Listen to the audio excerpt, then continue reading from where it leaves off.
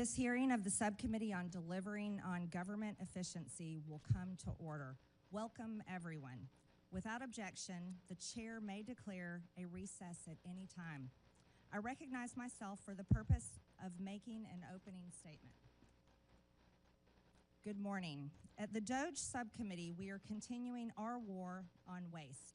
That means rooting out spending that is unnecessary, wasteful, and frankly, un-American. Today, we are looking at the more than $500 million federal taxpayers spend annually to fund public radio and television. A big chunk of this subsidy flows to National Public Radio and Public Broadcasting Service. NPR and PBS are the big DC-based entities that create and distribute much of the news and educational content heard and seen on public radio and TV stations across the country. When Congress adopted the Public Broadcasting Act of 1967, it did so because it thought at the time that federal dollars were needed to provide objective news and education content to the entire nation, including rural residents who lived off the grid. Fast forward a few decades, and a lot has changed. The invention of the internet, for instance, and social media.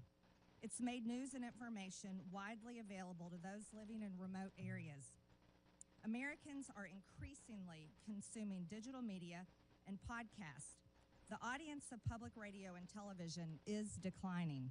And I know this because I represent a rural district where farmers listen to podcasts and internet-based news while they drive their tractors.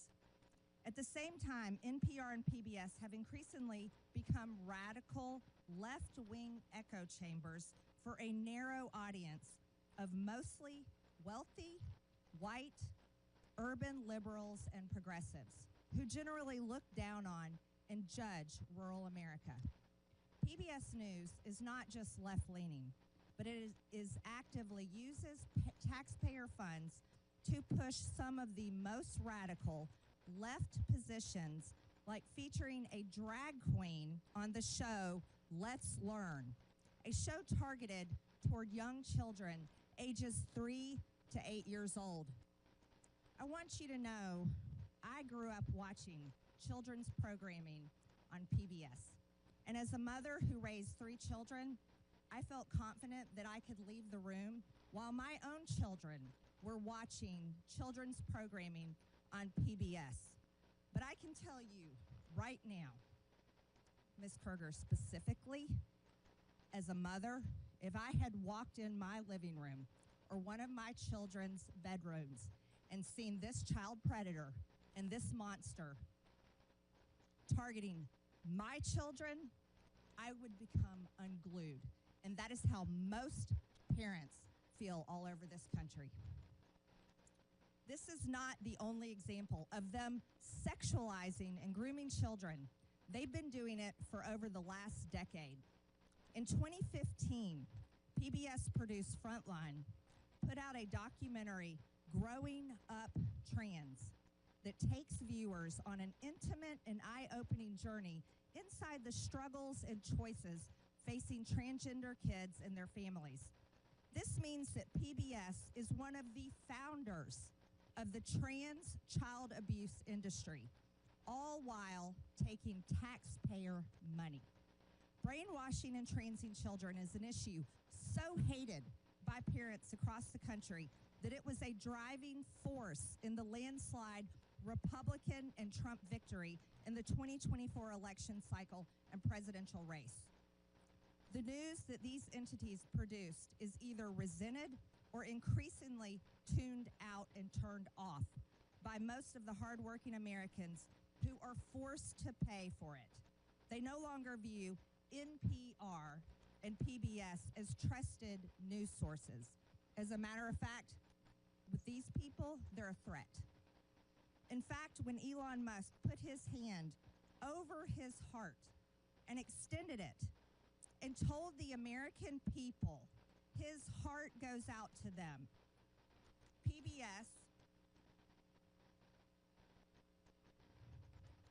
PBS News posted the clip, called it a fascist Nazi salute, and described how it was similar to the same Heil used by Nazis at their victory rallies. Not once did PBS or NPR report on the numerous accounts of Democrats making the same gesture. AOC, Kamala Harris, Barack Obama, Elizabeth Warren, somebody that lost a presidential race, Hillary Clinton, Governor Tim Walz. Why wasn't this treated exactly the same way? Is there not a standard in journalism today? Apparently not. Here's How We Lost America's Trust was in fact the title of a powerful essay written last year by Yuri Berliner, a veteran NPR editor. In his essay, Berliner described how NPR's downward spiral accelerated greatly during the first Trump administration. He said NPR dedicated efforts to damage the Trump presidency via relentless pursuit of Russiagate rumors that the Trump campaign colluded with Russia over the election. NPR hosts interviewed Adam Schiff, then the top Democrat of the House Intelligence Committee, 25 times about Trump and Russia. But they made no apologies when the Mueller report found no evidence that the Trump campaign had colluded with Russia, because they did not. Berliner also described NPR's passionate embrace of the left-wing DEI ideology that Americans clearly reject, as evidenced by the November elections. NPR's language and style guides were shaped by race and gender-based affinity groups that dominated the internal culture of the organization. And NPR journalists were to ask everyone they interviewed their race, gender, and ethnicity, and enter it into a centralized tracking system. This tracking system embeds DEI into the fibers of its content. Sounds like racism to me. It's a software attached to NPR's content management system where these reporters and producers submit information about their sources' race and ethnicity, gender identity, geographic location, that's kind of scary, and age range. The tool allows NPR to track the demographics of their sources in real time to allow for source diversity. The irony of these supposed diverse sources is that NPR has no real interest in diversity, like having diverse viewpoints. Berliner tried to sound the alarm on this when he checked voter registration records of the editors at DC's NPR headquarters and found 87 registered Democrats and 0 registered Republicans. But NPR treated Berliner like a political dissident in the old Soviet Union. He was driven out of the organization and forced to resign. Sounds like communism. And the ringleader of that effort was NPR's then newly appointed CEO, Catherine Marr, who is before us today. She dismissed Mr. Berliner's wake-up call as profoundly disrespectful, hurtful, and demeaning. In other words, instead of viewing it as a chance to finally right the ship at NPR, she doubled down. In doing so, she made it clear how any further internal dissent would be dealt with on her watch. That does sound like communist China at the taxpayer's expense. And no one should be surprised. NPR installed her in the top job after Ms. Marr was firmly on record with a litany of public comments and social media posts displaying her ultra-progressive views, her scorn for free speech, and her fondness for censorship. So now it's up to Congress to determine if Americans are going to continue to provide her and the organization that put her in charge willingly, after they knew these things, with taxpayer funds to continue to pursue their progressive, or rather communist, agenda. For far too long, federal taxpayers have been forced to fund biased news. This needs to come to an end, and it needs to come to an end now. So I am glad Ms. Marr and Ms. Kerger accepted our invitation to show up today and be held accountable to the taxpayers. I look forward to them answering our questions in full public view and explaining to the American people why they think they deserve Americans' hard-earned taxpayer money. I request unanimous consent that Representative Jim Jordan from Ohio, Representative Ro Khanna from California, Representative Emily Randall from Washington be waived on to today's hearing for the purpose of asking questions. Without objection, so ordered. And with that, I yield to Ranking Member Lynch for his opening statement. Thank you, Madam Chair. I want to thank the witnesses for your willingness to come forward and offer your advice and testimony to this committee. Madam Chair, for over 2 decades of service on this oversight committee, I've worked with members on both sides of the aisle to investigate issues of critical importance to the safety and security of the American people, including the conduct of wars in Iraq and Afghanistan, terrorist attacks against the U.S. compound classified annex in Benghazi, and several major intelligence and security breaches under Democratic and Republican administrations. So I'm sad to see that this once proud committee, the principal investigative committee in the House of Representatives, has now stooped to the lowest levels of partisanship and political theater to hold a hearing to go after the likes of Elmo and Cookie Monster and Arthur the Aardvark, all for the unforgivable sin of teaching the alphabet to low-income families' children and providing accessible local news and programming. This hearing also comes at the direction of President Trump and Elon Musk, who have repeatedly called for the defunding of all public media and claimed that media organizations such as PBS and NPR are, and I quote, a liberal disinformation machine, close quote. Meanwhile, the Trump administration is engaged in an actual disinformation campaign to minimize the catastrophic national security breach that was revealed earlier this week. As reported by Atlantic Editor-in-Chief Jeffrey Goldberg, Mr. Goldberg was inadvertently added to a group chat on an unauthorized, non-secure, publicly available message app in which Secretary of Defense Pete Hegseth disclosed, quote, operational details of forthcoming strikes on Yemen, including information about targets, weapons systems, and other actions the U.S. would be taking, and also attack sequencing.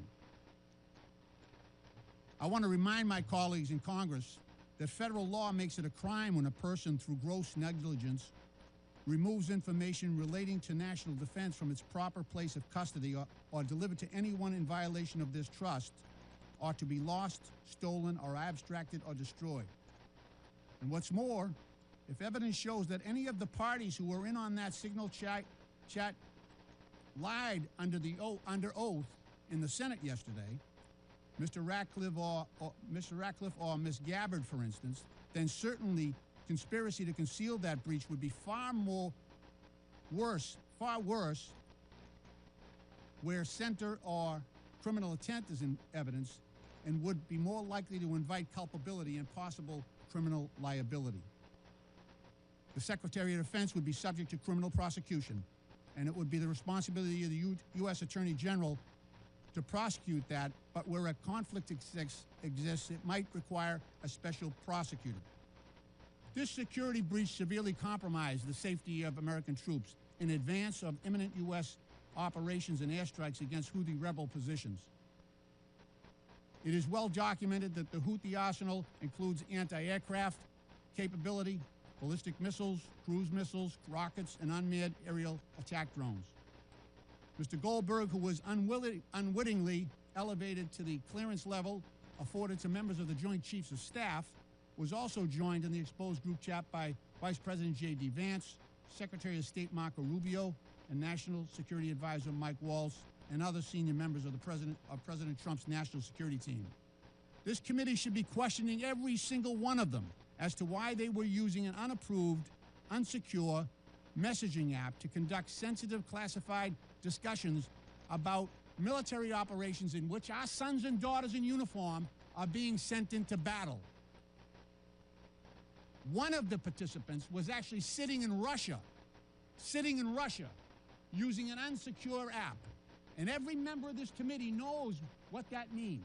We've all been advised about which apps are secure and insecure and when it is appropriate to engage in non-critical discussions. As former chairman of our Subcommittee on National Security, I recall a time when just the potential for a security breach that could expose American troops and intelligence personnel to unnecessary danger would immediately trigger hearings and bring this committee to a lather on both sides. But you can bet we won't be touching this issue. Because today, the controlling House majority is afraid to do its job. It is afraid to hold Trump and Trump's administration accountable. They would rather post up against Big Bird than deal with that issue.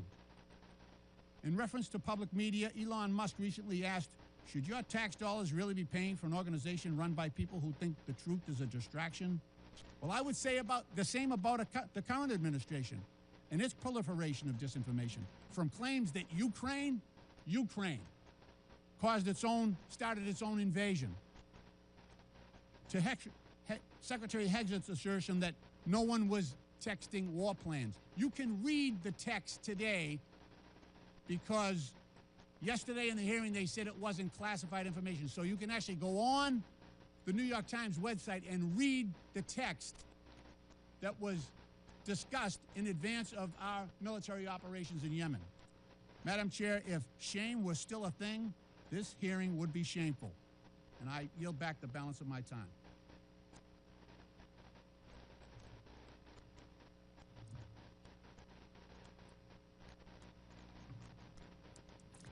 I am pleased to introduce our witnesses today. Paula Kerger is the President and Chief Executive Officer of the Public Broadcasting Service, also known as PBS. Catherine Marr is the President and Chief Executive Officer of National Public Radio, also known as NPR. Mike Gonzalez is the Angelus T. Arredondo E Pluribus Unum Senior Fellow at the Heritage Foundation. Ed Ullman is the President and CEO of Alaska Public Media. Again, I want to thank you all for being here to testify today. Pursuant to Committee Rule 9G, the witnesses will please stand and raise their right hand. Do you solemnly swear or affirm that the testimony that you are about to give is the truth, the whole truth, and nothing but the truth, so help you God? Let the record show that the witnesses answered in the affirmative. Thank you. You may take a seat. We appreciate you being here today and look forward to your testimony. Let me remind the witnesses that we have read your written statement and it will appear in full in the hearing record. Please limit your oral statement to 5 minutes. As a reminder, please press the button on the microphone in front of you so that it is on and the members can hear you. When you begin to speak, the light in front of you will turn green. After 4 minutes, the light will turn yellow. When the red light comes on, your 5 minutes have expired, and we would ask that you please do your best to wrap up. I now recognize Catherine Marr for her opening statement. Chairwoman Green, Ranking Member Lynch, and distinguished members of the subcommittee. My name is Catherine Marr, and I'm the President and CEO of National Public Radio, and I welcome the opportunity to discuss the essential role of public media in delivering unbiased, nonpartisan, fact-based reporting to Americans. Americans listen to public radio as they commute, as they work, and in the kitchen as they cook with family. Nearly 100% of Americans live within range of a public radio station. We cover what matters to local communities, crop prices, cook-offs, and local sports teams, alongside news of the nation and the world, from the halls of Congress to coverage of our troops overseas. Today, Americans have more media choices than ever. The rise of podcasting has established a competitive free market for audio news and information. And every day, I am honored to know that we have 43 million listeners from every state in the nation. Amidst this competition, local stations choose to become members of NPR for the value we provide. For example, we are the only non-paywalled news outlet with a dedicated reporter covering veterans issues. While NPR is only 25% of station programming on average, audiences for NPR bring the scale and revenue that subsidize essential local programming. Local public media journalism has never been more important to American families, who consider it part of the fabric of their communities. It correlates with higher rates of civic engagement, greater civic cohesion, and economic advantages, such as better municipal bond ratings. Recent independent polling found that more than 60% of all Americans and more than half of Republicans trust public broadcasting to deliver fact-based news. I understand the subcommittee has questions about funding for NPR and public radio. The vast majority of federal dollars, more than $100 million of the $121 million annual appropriation for public radio, goes directly to 386 local, non-commercial stations across the nation. This highly efficient investment enables your local stations to raise an average of $7 for every federal dollar. As a grantee of the Corporation for Public Broadcasting, NPR received federal funding of $11.2 million last year. These funds allow us to maintain the national public radio satellite system, helping safeguard our national security, civil defense, and disaster response, and enabling public radio to reach every corner of America. Additionally, these funds help protect journalists covering our troops overseas and reverse the decline of local journalism. As a recipient of federal funds, it is our responsibility to answer legitimate questions about why public funds should go to NPR, whether we are truly committed to serving all Americans, and whether the institution is an effective steward of taxpayer dollars. I hear, respect, and understand your concerns regarding bias and whether public media is relevant in a commercial landscape, and I'd like to spend a minute sharing with you my actions to address your concerns. First, it is critical for NPR's newsroom to operate with the highest journalistic standards. That means that they do their jobs independently, and as CEO, I have no editorial role at NPR. In other words, I do not decide what we cover or how we cover it. I lead NPR's strategy, ensuring we have resources and policies in place to serve all Americans, not just those with a specific point of view. I was brought into NPR to revive and reorient the organization and bring public media to a wider audience, a new generation, and new platforms. We have a responsibility to serve Americans across the full political spectrum in a trustworthy, nonpartisan fashion. It is essential that we deliver on this commitment, and we have work to do, and we are doing it. In May, we launched an initiative to improve our editorial review processes to make sure all pieces are fair and comprehensive. We hired new editors and analysts to ensure we're giving fair airtime to different voices and issues. We started regular meetings with our nearly 200 local newsrooms so we can plan together for the needs of their audiences. And the early results are positive. Our digital platforms, where we have the best data about our listeners, the political beliefs of our visitors mirror the makeup of the country across the ideological spectrum, and we're seeing growth in readers and listeners. I joined NPR because I believe that our strong and dynamic nation deserves great public media for all. Americans are smart and curious, and they want us to cover issues that matter, from the price of eggs to national security. It's our job to deliver truthful facts and information so citizens can make up their own minds. I believe Americans voted for a transformative administration, and it is our responsibility to cover that transformation fairly, with integrity and tenacity. I have been CEO for 1 year and 1 day. I have made changes to leadership and planning, invested in editorial integrity, committed to expanding our audiences and our relevance for all Americans. While we have taken significant steps in the right direction, the journey can't be completed overnight. Given the support that 75% of Americans have for public media, I ask Congress to give us the opportunity to continue to serve the American public. I will invite you to listen with a fresh ear, and to that end, our newsroom invites you to join us on air, and I welcome your questions. Thank you, Ms. Marr. I now recognize Paula Kerger for her opening statement. Chair Taylor Greene, Congressman Lynch, and members of the subcommittee. My name is Paula Kerger, and I'm the president and CEO of PBS, a role that I've held for 19 years. It is my honor to be here on behalf of the 336 PBS stations who serve every community in the United States. There's nothing more American than PBS. As a membership organization, our local service is at the heart of our work. Our job at PBS is to support our stations so that local stations can serve their communities. We've been proudly fulfilling our mission for nearly 60 years using the public airwaves and other technologies to help educate, engage, and inspire the American people.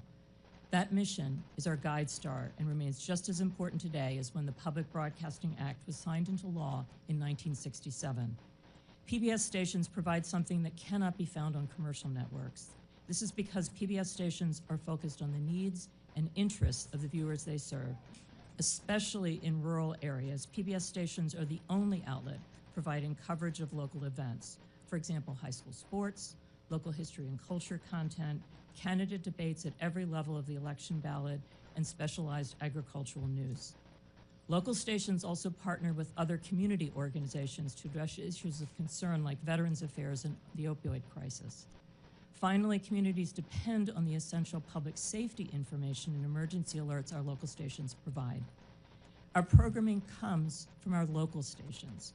For example, Southern Storytellers was produced by Arkansas PBS for our national audience. This program highlighted Southern culture through its literature, music, and film. Across the country, nearly 4 million people watch Southern Storytellers, helping Americans learn about our shared history and what brings us together as a people and a nation.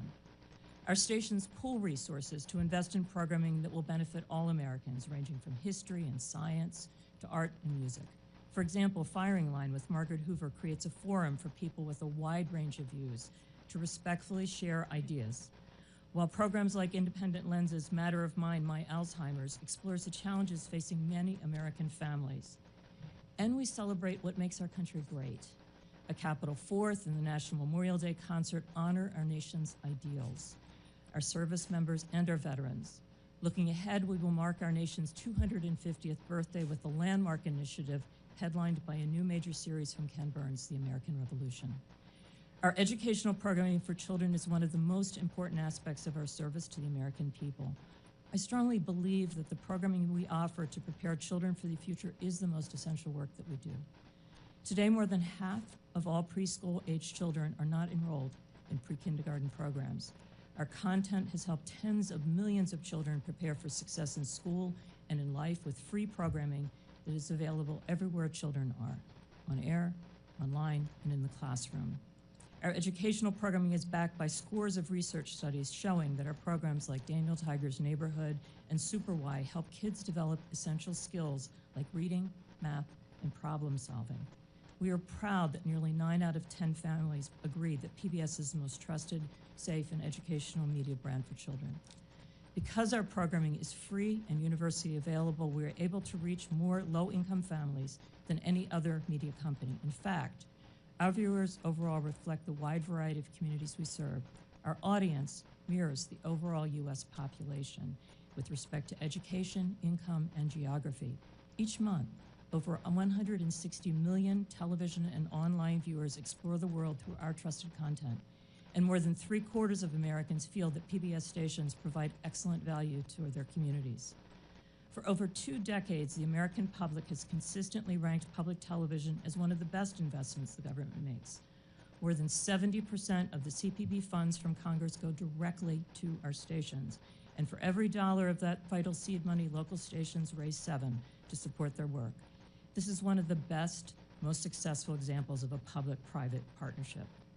When I think about the need for our service, I think of a man I met during a visit to a local station in Nebraska. He was a rancher with young children, and he drove hours to attend a local station event. He pulled me aside and told me this: we need PBS. We don't live near a preschool. My children have learned to read watching PBS shows, and the shows we watch on PBS are our connection to the rest of America. That is why PBS and the 336 local stations in your communities do what we do. PBS programming and the services that local stations provide bring Americans together. It is valued, needed, and trusted by the American people. I appreciate the opportunity to be here today, and I look forward to your questions. Thank you, Ms. Kruger. I now recognize Mike Gonzalez for his opening statement. Thank you, Chairwoman Taylor Green, Ranking Member Lynch, for allowing me to appear before you today. My name is Mike Gonzalez. I'm a senior fellow at the Heritage Foundation. The views expressed are my own and should not be construed as representing any official position with the Heritage Foundation. Before joining Heritage 16 years ago, I was a journalist for many years. I worked in Latin America, Asia, and Europe, traveled with the Mujahideen in Afghanistan, was arrested in Panama, witnessed China's takeover of Hong Kong, and covered the stock market for the Wall Street Journal. I have even covered high school sports. I know that journalists can keep their prejudices in check. That is, if they want to. This ability to give all sides a hearing becomes an even more serious obligation when taxpayers are coerced to pay for you. Yet NPR, PBS, and the other state broadcasters refuse to abide by the simple code of decency. For decades, they've asked for more money while telling conservatives to get lost. But the nation today is in a very different place. With $36 trillion in debt, and more importantly, we're seeing not just a shift in our cultural vibe, but a shift in societal paradigms. Through the egregious bias, NPR and PBS have violated the public trust. Public media needs to be defunded, and the CPB needs to be dissolved. It's a matter of simple fairness. Multiple arguments can be made. I will list just a few. We're deeply in debt. Number two, the arrangement is unfair to private sector media competitors.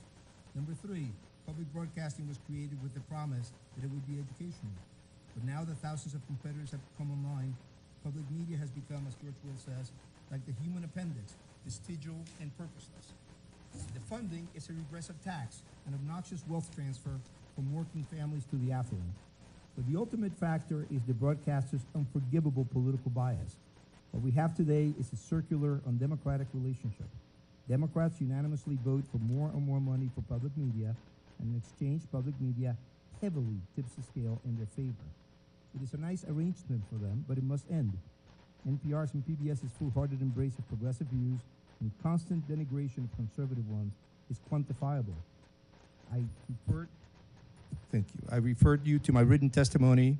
Besides my own examples, I cite the research of Tim Graham, as well as NPR veteran Yuri Berliner, who says, quote, an open-minded spirit no longer exists within NPR. Rather than pause and reflect, NPR instead chose to circle the wagons and assassinate Berliner's character. This is part of a pattern. In 2010, NPR fired Juan Williams and vilified him as a psycho after he dared to flout the network's progressive orthodoxy. The people running NPR remain, in Mr. Williams' words, an insulated cadre of people who think they're right and who have a hard time with people who are different. They went completely off the rails when Donald Trump was elected in 2016. Coverage, quote, veered towards efforts to topple the Trump presidency, Berliner said. NPR hitched its wagon to the false claim that Russia had colluded with the Trump campaign. It also refused to cover the Hunter Biden lab story. After the 2020 riots, NPR firmly sided with those who affirmed, without a shred of evidence, that America is an oppressive society gripped by systemic racism. NPR and PBS even justified looting. Rather than use journalism as a truth-seeking tool, NPR and PBS distorted journalism to further a political agenda. Yamiche Alcindor, the liberal activist that PBS hired to cover the White House, routinely used the platform to make unsubstantiated allegations against President Trump. President Biden, she presented as, quote, a moral and decent man, unquote. Or consider Catherine Marr's appointment as NPR CEO. Her long record of comments leave zero doubt that she's not only a committed progressive, but someone whose disdain for free expression disqualifies her from being anywhere close to the levers of power at a media institution. And what does she think of President Trump? He's, quote, a deranged, racist sociopath. Ms. Marr is an American. She's entitled to her views. The question is whether NPR is entitled to appoint her as CEO and then ask conservatives to just pony up. Public media's main argument now is that it is essential for weather emergencies in hard-to-reach places, and that without public money, local news will cease to exist.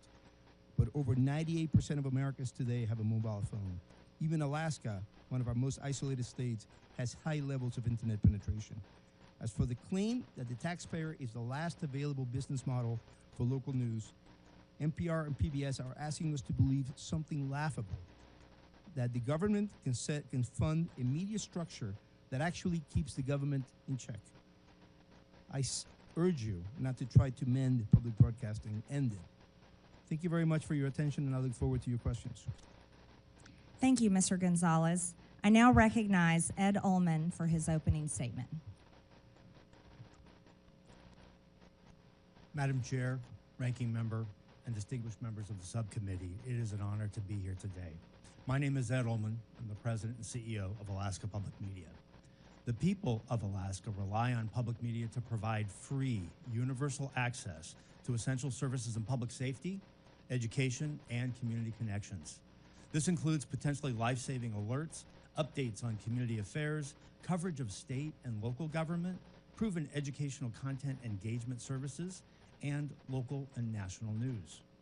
In many parts of Alaska and communities throughout the country, public media is often the only locally operated, locally controlled broadcasting service. We are more than nice to have. We are essential, especially in remote and rural places where commercial broadcasting cannot succeed. We provide potentially life-saving warnings and alerts that are crucial for Alaskans who face threats ranging from extreme weather to earthquakes, landslides, and even volcanoes.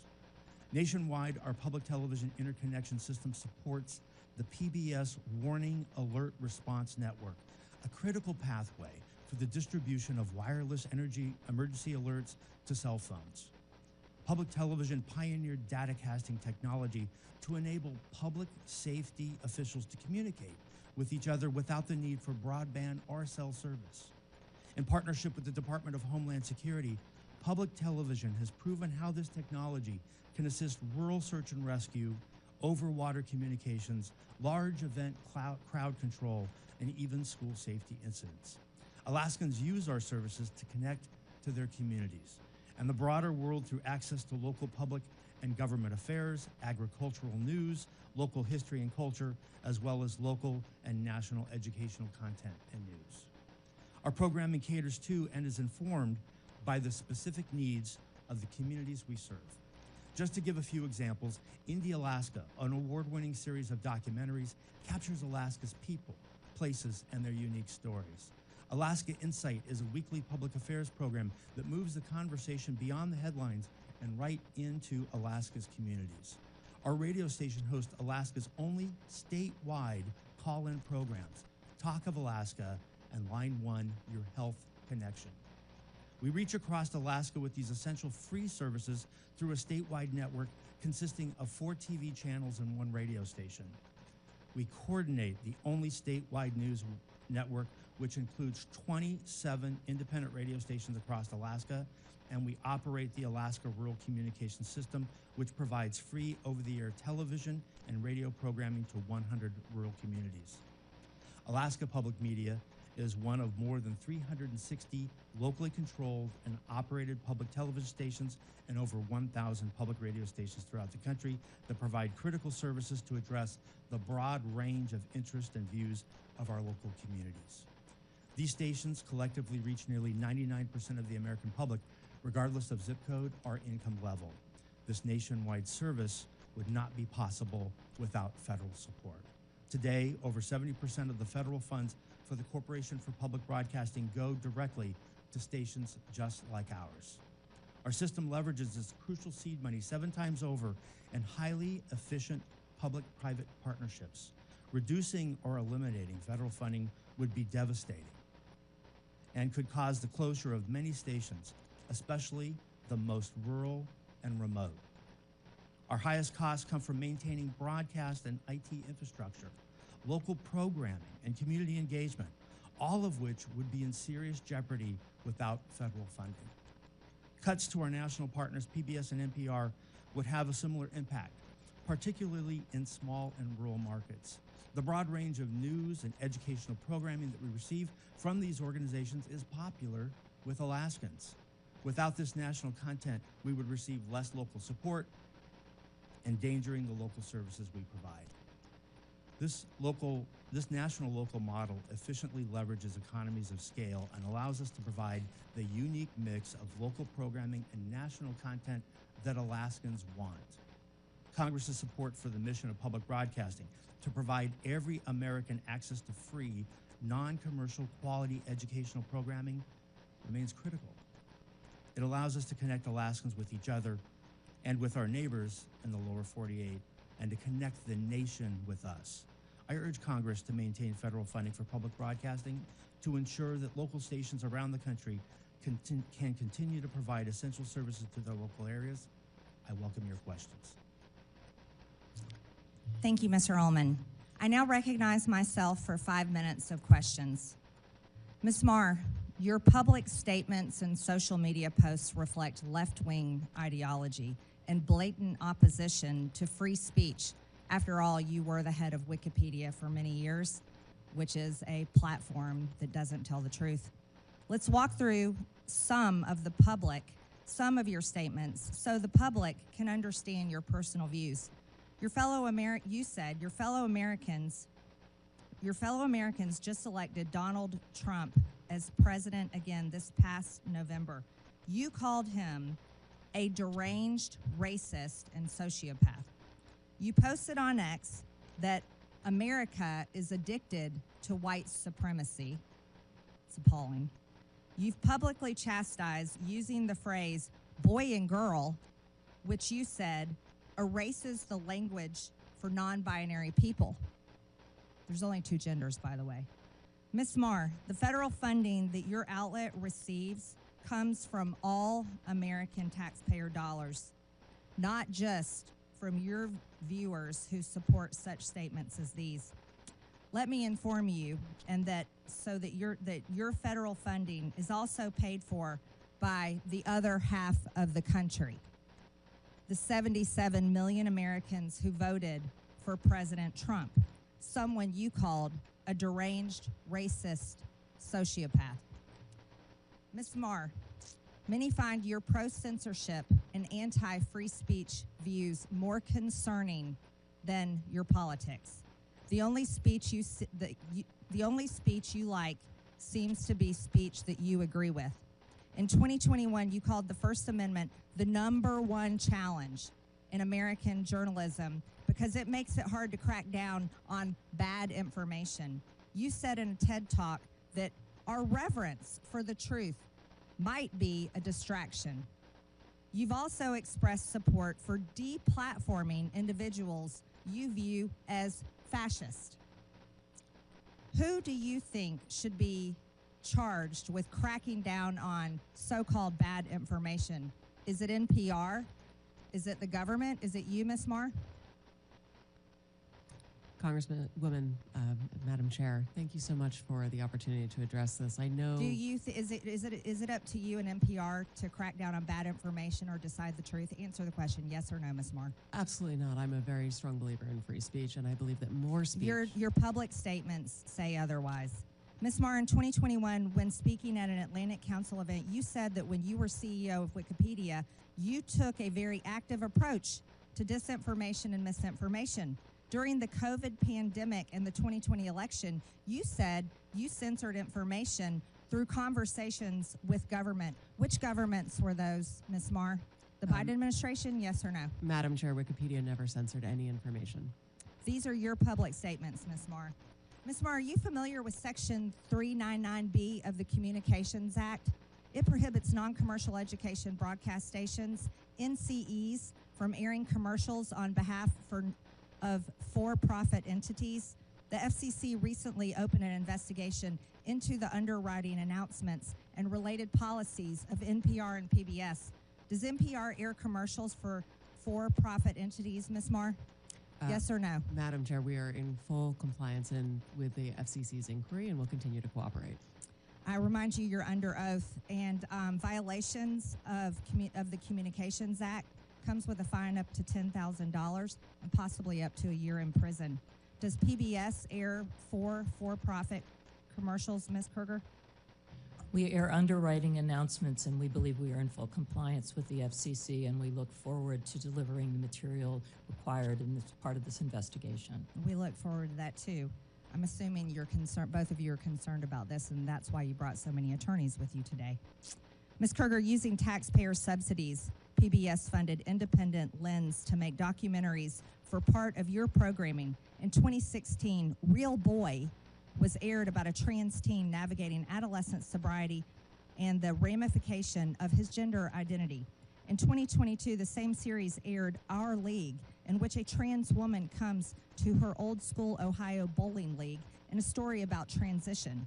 Then in 2024, A Racist Trees was aired, telling a story of how in Palm Springs, a black neighborhood fights to remove a divisive wall of trees. Do you think PBS needs to fund ridiculous material such as this that the taxpayers are having to pay for? These are documentary films that are point-of-view pieces that are part of our primetime schedule for adults. And parents and adults don't trust that type of programming.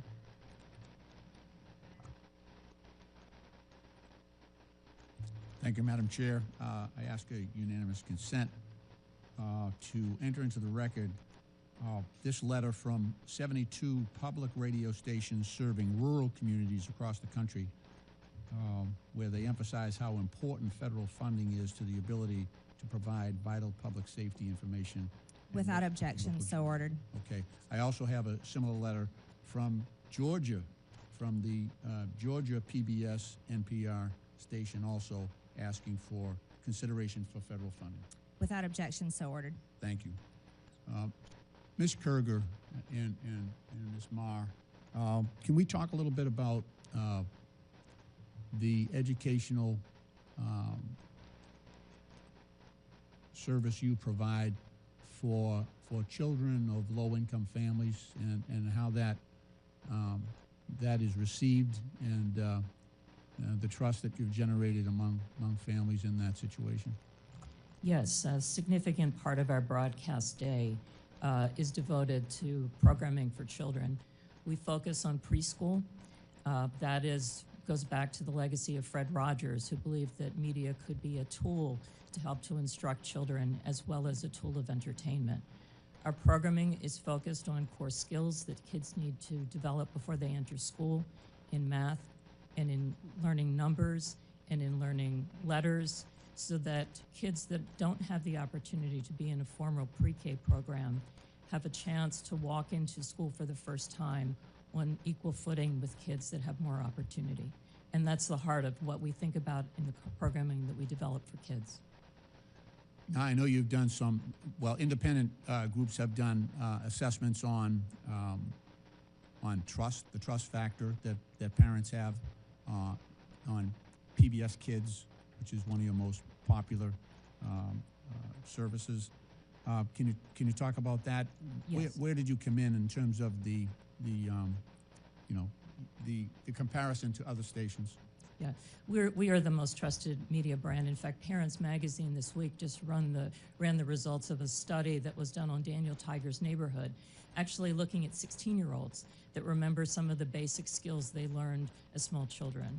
And what we're focused on is to make sure, again, that every child has the opportunity to learn and be excited about the world around them when they enter a school for the first time, and to give them those core basic skills that we can see they carry forward in life.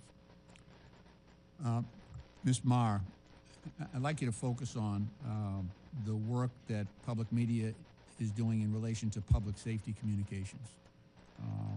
How important is this function of public broadcast media, particularly, I'm talking about the most rural, most remote communities in this country? Thank you so much, Congressman. We are part of the National Next Generation Warning System, for which we've received a significant investment over the course of the last few years, and many thanks to Congress for supporting that appropriation. Our stations are busy implementing that across the nation. We also are part of the the statewide emergency plans for more than 20 states. You'll see the importance and value of public radio in particular when we face extreme weather. For example, whether in Ashland, North Carolina, recently, Blue Ridge Public Radio was the only news information source available for nearly 2 weeks as people struggled with outages of water and electricity, and certainly outages of cell phones and internet. Recently as well, my colleague from Alaska would be able to speak to Raven Public Media, which had a very similar experience of 2 weeks of outages in which the local media station was, again, the only source of information for that community. When everything else goes down, public radio is there, available to first responders to be able to communicate directly about issues of harm and ensure the public has access to vital, critical information. Now, I mean, there's a lot of information out there, a lot of stations out there, but we're talking, what's the difference here when you have a paywall-free, non-subscription access for some of these communities? I think it makes all the difference in the world, sir. We recently, as I mentioned in my opening statement, we're one of the only publications in America that has a dedicated veterans beat, and the only one without a paywall. I'm always struck by something that our veterans reporter told me, which is that a mother of one of our troops deployed overseas came to him and said that for the first time in 9 months, she'd heard his son's voice. That's something that I believe only public media can do, and it can only do that because it is available to all Americans without any barriers. Thank you. Madam Chair, I yield back. I now recognize Chairman Comer from Kentucky for 5 minutes. Thank you, Madam Chair. Mr. Ullman, I'm glad you brought up a point, and it's been mentioned a couple of times already at the early start of this hearing about rural and remote. And I have to tell this story. When I graduated from college with a degree in agriculture, I went back to rural Monroe County, Kentucky, and worked on a farm, my farm, for 5 years, full-time. Farm to this day, but full-time. I was in a tractor, sometimes 10, 12, 14 hours a day. And I listened to the radio, and the only radio station I could get that had news was public radio. So I listened to as many hours of public radio as anyone on this panel, I can assure you. And it was a great service. That was 30-some years ago. Today, in that same remote area, I mean, you've got Sirius XM, you've got podcasts, there's internet access now. There's a whole menu of media options now. So, but over time, and I still occasionally listen to NPR because I just want to hear what they have to say, and I don't even recognize the station anymore. It's not news. I feel like it's propaganda. I feel like there's disinformation every time I listen to NPR. And, you know, a media entity like MSNBC or Huffington Post that, in my opinion, consistently spews disinformation, they can do that. They're a private company. But NPR gets federal funds. And you know, I have a problem with that. Because if people in Alaska, if all they have is public radio, then all they know is what these headlines say. And they're wrong about COVID-19. And the headlines are in the background. I don't have time to go over all these headlines that are wrong. About Russian collusion, wrong. About the Hunter Biden laptop, wrong. And then there's a story about me. And part of what we went through on this committee during the Biden investigation, which, by the way, ended with Joe Biden's last act as President of the United States, pardoned his entire family preemptively for an 11-year period, which just so happened to be the 11-year period that this committee investigated the Bidens, that we had subpoenaed bank records. I don't think NPR reported about the pardons, but they reported a lot about how there was no evidence of any wrongdoing and things that just weren't true. In fact, there's a story, NPR, lawmaker leading Hunter Biden House investigation, accused of owning a shell company. Well, that's me. Miss Mayor, are you familiar with that story that NPR wrote about me at the height of the Biden investigation when you all were disputing every aspect of our investigation that is 100% factual? We have hundreds of pages of evidence, hundreds of pages of bank records, hundreds of pages of emails. Do you remember the story that NPR wrote about me saying I had a shell company? Congressman, I was not at NPR at the time, and I'm unfamiliar with the story. Where do you get your sources on something like that? That's a very serious accusation because we're investigating a president and his family who had 28 shell companies. I have an LLC, had 5 properties in it. It's in my financial disclosure form. I've gone into great detail, given lots of interviews. But people that listen to NPR, they're totally disinformed on the truth. And you know, I have a problem with that because you get federal funds. And I do believe there was a role for public radio 30 years ago, maybe 20 years ago, maybe 5 years ago. But because of technology today, I don't think there's a role for public radio anymore. And I think you've abused the privilege that you had with receiving federal funds. Because these headlines here are not true. This is disinformation on some huge topics. Do you want to dispute anything that I said in the remaining 30 seconds? Thank you, Congressman. First of all, I want to recognize your concerns. One of the first things that I did in coming in May was to beef up our editorial standards. I directed my editor-in-chief, who, by the way, why is NPR even doing editorials? I'm should so NPR sorry. Even do editorials? I don't mean editorial in terms of opinion editorial. Do you even need opinion? What does it matter with opinion? If you're a federally funded entity that's supposed to provide the news, Can you not provide the news? Of course. Fair and balanced? Of course, Congressman. I mean editorial standards for our journalism was to beef up our editorial practices, bringing in more editors to make sure that we have more points of view reflected in every story. I've engaged in a number of actions trying to address and my some of time's these expired. concerns. I've lost confidence in public radio. I don't think, Madam Chair, they should get a penny of federal fund. I yield back. Thank you, Mr. Chairman. I now recognize Mr. Garcia from California for 5 minutes. Well, thank you, Madam Chairwoman. I want to first begin by thanking all of our witnesses that are here today. I know that there's a lot we should be discussing right now at this hearing. We've, of course, had some pretty shocking security breaches that we're just learning about through a lot of our national security officials. We know that Pete Hegseth should be removed from office or should resign. We have Donald Trump, who, of course, is crashing the stock market. He's taken away millions of programs and hurting people across this country to fund tax giveaways to billionaires. And our constituents can't access their Social Security benefits. Now, I think actually Chairwoman Green supports everything that the Trump administration is actually doing. So instead of a serious hearing, we're here to attack NPR and PBS. So let's get right into it. Now, Ms. Kerger, the American people want to know, is Elmo now, or has he ever been, a member of the Communist Party of the United States? A yes or no? No. Now, are you sure, Ms. Kerger? Because he's obviously red. Well, he is a puppet, but no. Now, that's not all. He also has a very dangerous message about sharing and helping each other. He's indoctrinating our kids that sharing is caring. Now, maybe he's part of a major socialist plot, and maybe that's why the chairwoman is having this hearing today. But let's talk about somebody else. Let's talk about Cookie Monster. Now, we know that Health Secretary RFK Jr. is coming out against fast food and baked goods. Are we silencing pro-cookie voters? Yes or no? Ms. Kroger. But cookies are a sometime food.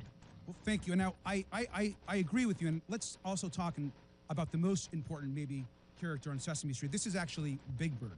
Now, Ms. Kroger, since Elon Musk actually fired USDA workers who have been working on the bird flu, does it make sense to also fire Big Bird? Yes or no? We would like to keep Big Bird. I completely agree with you. And now it gets even worse. Now, this is actually a tweet that Big Bird actually sent out about the COVID-19 vaccine, encouraging folks to actually get their vaccination, which, of course, we believe in vaccines. Now, perhaps the reason why we're having this hearing is because our chairwoman, Ms. Green, has actually said some really negative things about getting vaccinations. And that perhaps is why we are here. And so we support Big Bird being pro-vaccine and promoting vaccines across this country. Now, I will admit, though, the extreme liberal agenda that you're all pushing, I think, doesn't stop there. This, of course, is Bert and Ernie. Now, these two guys actually live together. They're friends. They're supportive of each other. Now, that might be triggering to our chairwoman and some on this committee, and perhaps that's also why we're here today. Ms. Kerger, an important question. Are Bert and Ernie part of an extreme homosexual agenda? No. Thank you, Ms. Kerger, and thank you for being a good sport. Now, I'm obviously using some humor here, but the fact that we're sitting here today talking about defunding public television is actually not funny. At a time where we can't agree on basic facts, and while the free press is under attack, we need public media like PBS and NPR more than ever. A large majority of Americans say they trust PBS. And that's exactly why extremists are trying to tear it down. Public broadcasting is a tool for education, for emergencies, and a cherished part of our national fabric. We get huge benefits from a tiny federal investment. The majority and our chairwoman should drop this attempt to silence media voices they don't like. So the message, I think, today is very, very simple. If we're going to get rid of any puppeteers, we should get rid of the one that's actually controlling Donald Trump. Fire Elon Musk and save Elmo. And with that, I yield back. I now recognize Mr. Cloud from Texas for 5 minutes. Thank you, Chairwoman. NPR fancies itself as a nonpartisan news outlet, public information outlet. Even says that we should consider all things. All things are considered, yet their history of political bias has shown that there are a number of things they have not considered. They asked us not to consider that the Hunter Biden laptop was real. They dismissed what was always the most probable theory of the COVID lab leak from Wuhan. They interviewed Russia collusion hoaxer Adam Schiff 25 times, who claimed to have a vault of information in his office leading to the impeachment of President Trump, which of course we now know was all fraudulent. I'd like to submit for the record an article by Uri Berlinger. I've been at NPR for 25 years. Here's how we lost America's trust. Without objection. So NPR, unfortunately, has lost much of the audience that they used to have, and now they have a very partisan audience because of this. Who do they bring in to fix it? They bring in Ms. Maher, who has a history of commentary of promoting Marxist ideology, including critical theory. Said we should not use the terms boy or girl, has called our president a deranged racist sociopath, and said that our reverence for the truth has become a distraction that is preventing us from finding consensus and getting important things done. And one could look at that and think that maybe, in your view, promoting groupthink is more important than finding the truth. I thought we liked diversity of ideas, especially, and that as an online encyclopedia that you used to manage, activism was more important than accuracy. Now, I had an uncle who used to say that you should never let the truth get in the way of a good story. And while that was humorous when we were talking about weekend fishing expeditions, when we're talking about news and information and encyclopedias and things that are of national importance, I find that very troubling. Now you are here managing NPR, which is in part federally funded. Can we expect that you will bring the same lack of reverence for truth to your management of NPR? Thank you, Congressman. First of all, I do want to say that NPR acknowledges that we were mistaken in failing to cover the Hunter Biden laptop story more aggressively and sooner. Our current editorial leadership. In Wuhan? We recognize that we were reporting at the time, but we acknowledge that the new CIA evidence is worthy of coverage and have covered it. What have you done to clean up the bias before? You mentioned I wasn't there for that. What are you doing to clean up and make sure that we have Absolutely. Thank you, unbiased? Congressman. As I mentioned, I came in May. Mr. Berliner published his story 2 weeks into my tenure regarding stories that had happened prior. I wish that I had had the opportunity to speak with Mr. Berliner. I would have loved to have had him engage and come back to us with some suggestions as to what we could do editorially in order to address what he perceived as bias. Now you've had a long history, including the thing that I mentioned about lack of reverence for truth. And how reverence for truth, you've even talked about the First Amendment kind of getting in the way of what you wanted to get done. And then you're wanting us to believe that NPR is now taking this non-biased approach. I mean, where was the come to Jesus moment for you, I guess, that has turned you around and that we can trust the American taxpayer dollars with your leadership of NPR?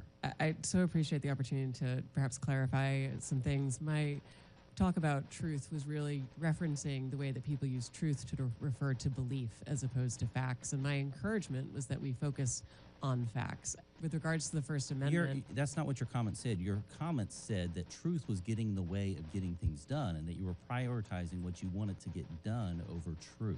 And that's really unfortunate.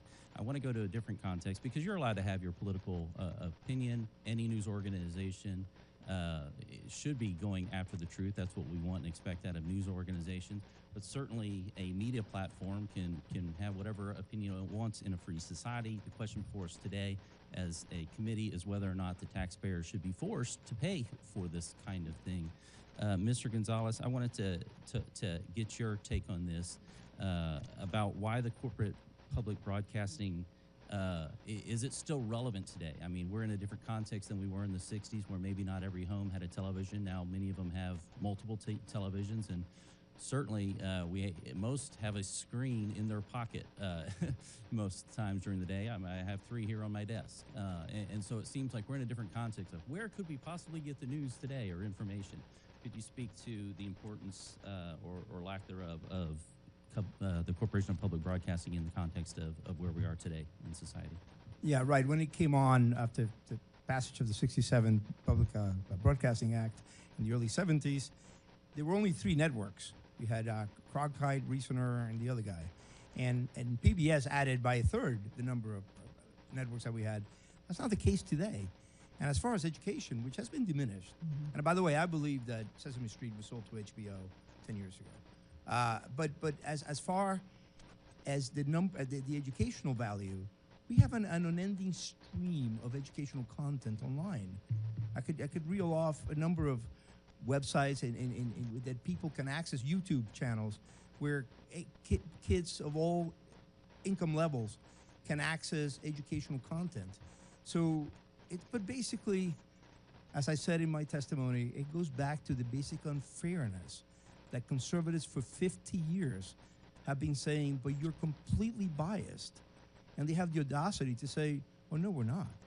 And you have to just pay us. And it's just, that is the basic. The gentleman's time has expired. Thank you, Mr. Gonzalez. I ask unanimous consent to enter into the record an article published today by Yuri Berliner about NPR, basically saying that the bias has not changed. Madam Chair, I also have a unanimous consent request from the members who are at Mr. Grijalva's funeral mass this morning, asking to submit into the record this letter of support for federal funding from WKMS, Without objection, so ordered. Which is Kentucky Radio, which is where Mr. Comer wrote his Without objection, so ordered. tractor. Thank you. I now recognize the gentleman, Mr. Kassar from Texas, for 5 minutes. Good morning. Mr. Gonzalez, you wrote the proposal to defund NPR, PBS, and public broadcasting for Project 2025. Can you answer a few questions for me? How many millions of dollars a month do taxpayers spend for Daniel Tiger to play golf? I have no idea who The answer is none. Okay. To your knowledge, has Miss Piggy ever been caught trying to funnel billions of dollars in government contracts to herself and to her companies? That's a silly question. Well, the answer is no. How about Arthur the Aardvark? Has he ever fired independent government watchdogs who are investigating his companies? The answer is no. Madam Chair, I'm told we're here to talk about government efficiency, but Daniel Tiger has not blown $10 million of taxpayer money to play golf with his friends, but Donald Trump has, just at the beginning of his administration. Miss Piggy hasn't been caught funneling billions of dollars in government contracts to herself, but Elon Musk has. And Arthur has not fired independent government watchdogs investigating him and his companies, but Elon Musk has fired at least 5. So once again, my Republican colleagues are dragging in a scapegoat, this time PBS and NPR, to try to distract from the fact that Trump and Musk are robbing working people. It's Sesame Street that's making things expensive. It's Mr. Rogers that's blowing taxpayer money. It's listeners like you. It's absurd. The total funding for public broadcasting is just 1/6 the amount that Elon Musk's companies make off of the government every single year. But you will not see Elon Musk being grilled by this committee. I've seen a lot, but pointing the finger at Elmo to cover for Elon Musk might be a new low for Miss Marjorie Taylor Greene's committee. I don't think Americans are buying it. Here's what I think we should be having a hearing about. After Trump and Musk took over the government, reporters noticed the State Department was trying to funnel $400 million taxpayer dollars to Tesla. The State Department said it's an old contract, no news here. But because of a brave whistleblower and an NPR reporter, they exposed the corruption and the lies. Madam Chairwoman, if we want to look into waste, fraud, and abuse, why not look into that? Elon Musk, who's running cabinet meetings, who's running the White House, was trying to funnel money to himself. So let's stop investigating Cookie Monster and start investigating how the Trump administration lied about this and was trying to funnel money to their biggest political supporter. Maybe you're trying to defund NPR because they expose this kind of corruption. And if Republicans were serious about investigating waste, fraud, and abuse, my colleagues would admit that Big Bird is not the problem. Big tech is, big pharma is, big insurance companies are. Elon Musk's companies make billions, $3 billion a year off of government contracts. That's 6 times the money that goes to all of public broadcasting. Private insurers in Medicare Advantage overcharged taxpayers $83 billion just last year. That could pay for public broadcasting 160 times over. the $4.5 trillion tax cut for the ultra wealthy that Republicans on this committee are trying to push through, that would pay for public broadcasting 9,000 times over. There is money to pay not just for PBS and NPR, but health care for every American, tuition-free trade school and community college for every American, to end homelessness on the streets of our cities. But my Republican colleagues don't want to talk about the corporate waste, fraud, and abuse because those corporations fund the Republicans' campaigns. So instead, they want to shut down educational programming for kids and their families, and they want to shut down local radio stations. To borrow a phrase from Sesame Street, the letter of the day is C, and it stands for corruption. Look, in my home city of Austin, Texas, we have Austin City Limits, which decade after decade after decade has chronicled American music. And if they had a bad season and it was private TV, they just would have shut it down.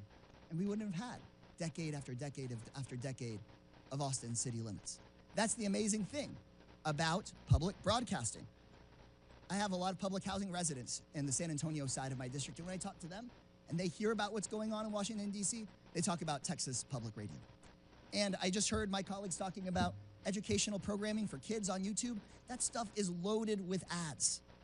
And also on other forms of private television, they're selling you and your kids stuff, making people feel bad. They're trying to make a profit off of you. That's why I got sat in front of Mr. Rogers, because you got to learn something and they weren't just trying to sell you junk. It's better for our kids, it's better for our families, and we should actually be supporting public broadcasting instead of this stuff. Madam Chair, leave Elmo alone. Bring Elon in for questioning instead. I now recognize Mr. Timmons from South Carolina for 5 minutes.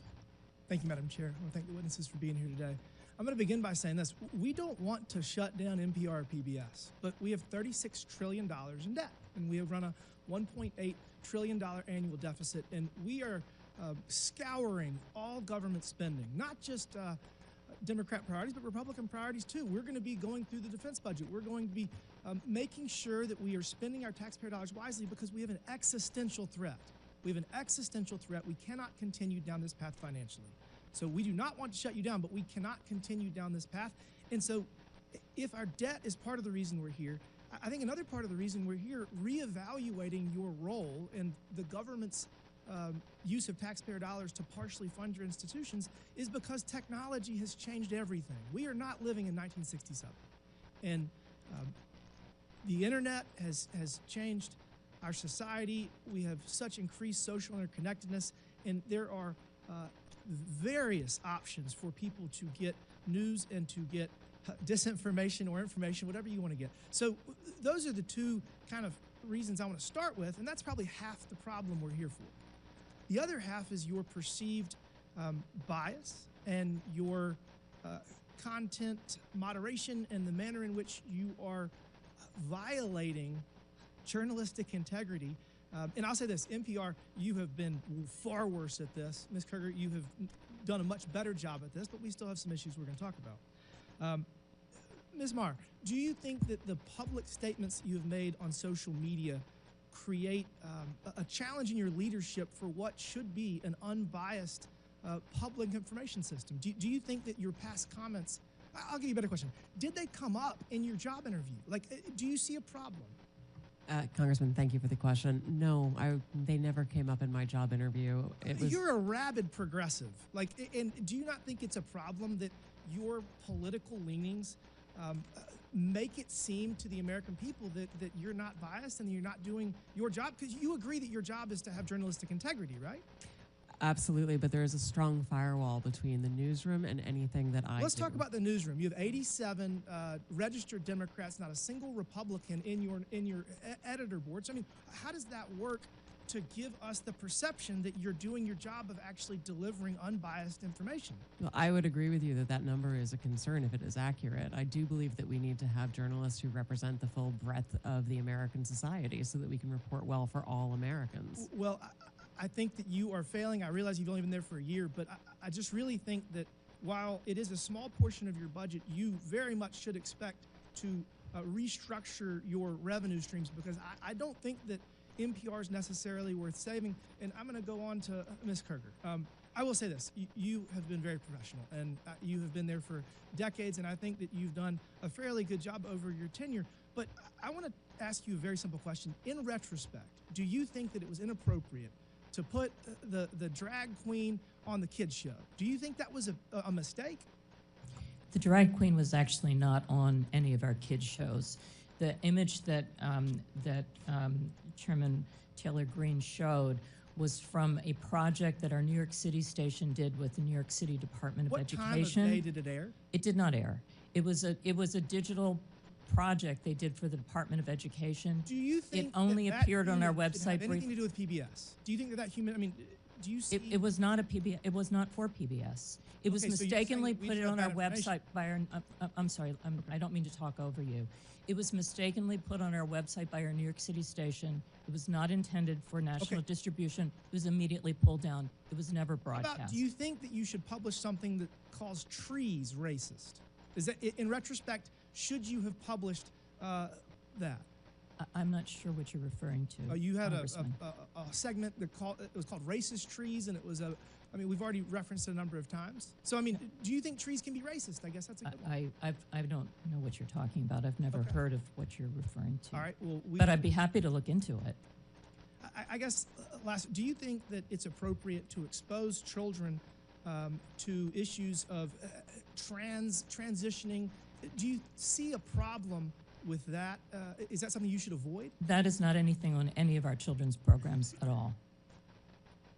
Ms. Kerger, you have done a far better job here today, and we're going to continue to have this conversation. But again, we have $36 trillion in debt, and we're trying to figure out how to make sure that our kids and our grandkids have an opportunity at the American dream, because if we don't change course financially, they won't. Thank you. I yield back. Thank you. I now recognize the gentlewoman from Texas, Ms. Crockett, for 5 minutes. Thank you so much. It should not be surprising that the president is doing everything possible to make it more difficult for the media to hold him accountable and for the public to be informed about his reckless and illegal behavior, yet here we are. The Republicans have actually organized this goofy hearing to try to convince the American people that PBS and NPR are, quote, domestic terrorists, or domestic threats, my apologies, not the incompetent, unqualified Secretary of Defense who's texting war plans to journalists. But it's y'all, PBS and NPR, the American people are supposed to be worried about. You can't make this up. It's as stupid as it sounds. The American people should be worried about the president threatening to investigate NBC for treason for reporting on his felony convictions, or arresting reporters and stripping networks of their licenses for not saying nice things about him or not using Gulf of America. The Republicans' witness, Mr. Gonzalez, went so far as to suggest that because NPR and PBS reported on the murder of George Floyd, they, quote, represent a danger to our physical health as well as to civic health of our body politics. Ms. Mayor, do you think reporting on the murder of George Floyd and highlighting instances of systemic racism is a domestic threat to America? Thank you, Congresswoman. I believe it's our responsibility to report on all issues of interest to the American public. Thank you so much. Ms. Kerger, what about you? I agree. I think it's important for us to report on the important news of the day. So let's talk about the critical role of public media. During his first term, President Trump's own Department of Homeland Security highlighted the importance of public broadcasting's role in public safety. In 2018, his administration stated, quote, PBS and local public television stations play a crucial role in protecting communities by delivering essential information to individuals and first responders. These benefits are all made possible by public broadcasting stations' unique reach, reliability, and role across America, and are especially vital in rural and underserved areas. Madam Chairwoman, I would ask unanimous consent. I seek unanimous consent to enter into the record the 2018 Without report. objection, so ordered. And Madam Chair, I also seek unanimous consent to enter into the record the 2019 report titled Modernizing the Nation's Public Alert and Warning System from Trump's Without objection, so ordered. In the report, FEMA encouraged, quote, the use of public broadcast capabilities to expand alert, warning, and communication capabilities to fill gaps in rural and underserved areas. Mr. Ullman, what's a more significant domestic threat, reporting the murder of George Floyd or dismantling most of America's emergency communication systems? Can you please repeat the question for me, Congresswoman? Which one is more of a threat? Reporting the murder of George Floyd or dismantling most of America's emergency communication systems? Dismantling the emergency systems.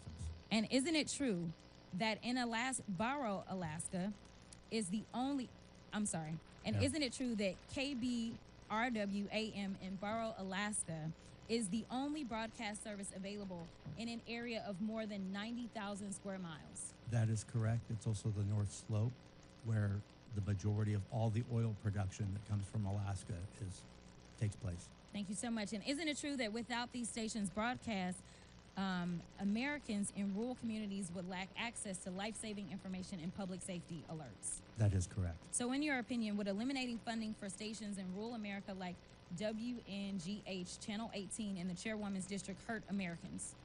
It would hurt Americans, yes. In fact, Georgia Public Broadcasting serves as the official distributor of evacuation route information during state-ordered evacuations, and the chairwoman is here advocating to strip their funding. Look, the DOGE agenda isn't about government efficiency. It's about breeding corruption at the expense of the safety of the American people, particularly Americans living in rural or remote parts of the country. They don't care about public safety. They don't care about emergency management, and they don't care about free speech, all of which are harming American people. In fact, I'm going to skip off real quick because they have tried to come for you, Ms. Mayor, and I just want to clarify, you did not work for NPR when those statements were made, did you?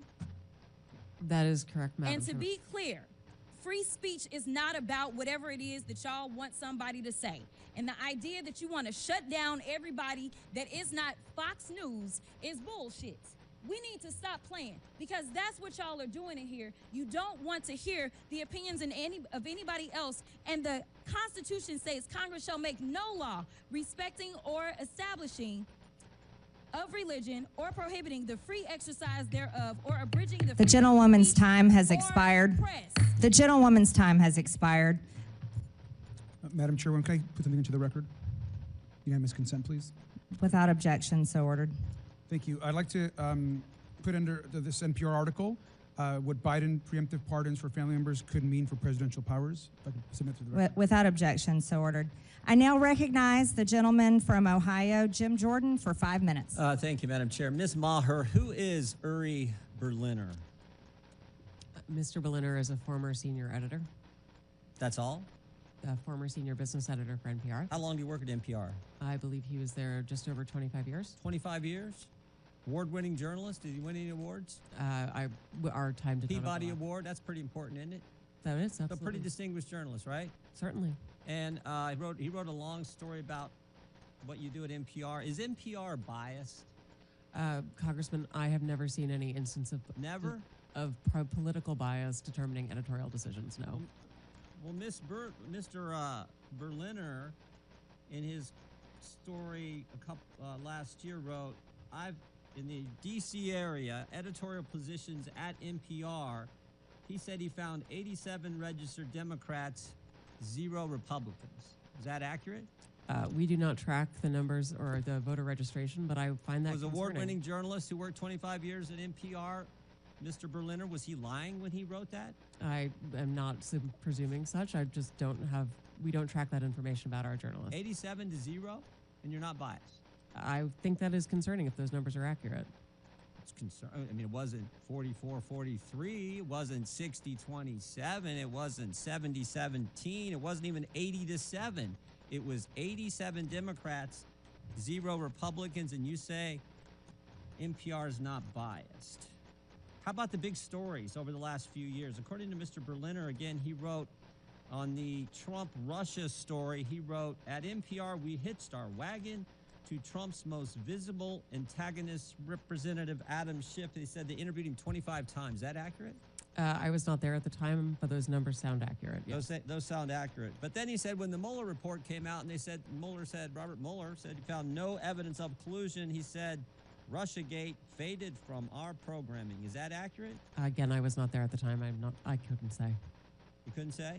I was not at NPR at the You time. didn't prepare for that? You knew we were going to ask you about this guy, didn't you? It's come up like 6,000 times already in the hearing. I just couldn't say whether it faded from our coverage, sir. How about this story? October 2020, the New York Post had the Hunter Biden laptop story, and one of those editors, I guess one of those 87 Democrat editors, said this: we don't want to waste our time on stories that are not really stories. We don't want to waste the listeners' and readers' times on stories that are just pure distractions. Was that a pure distraction story? Our current editorial leadership believes that that was a mistake, as do I. Yeah, the whole country knows that was a mistake. Definitely impacted the election, or I think it certainly impacted the election. How about the COVID origin story? That's a pretty big story too, right? Mr. Berliner said, we became fervent members of the team Natural Origin, even declaring that the lab leak was debunked by scientists. Turns out, though, the lab leak is what most people think actually caused the COVID virus. Sorry, is there a question there? There is. You guys were 0 for 3 on the three of the biggest stories in the last 5 years. You guys were 0 for 3, and yet you maintain that NPR is not biased? Congressman, I do not believe we are politically biased. No, we are a nonpartisan organization. Nonpartisan organization. What's happening to your listeners over the last 5 years? Went up, down, or stayed the same? It has gone up and down and is now going back up.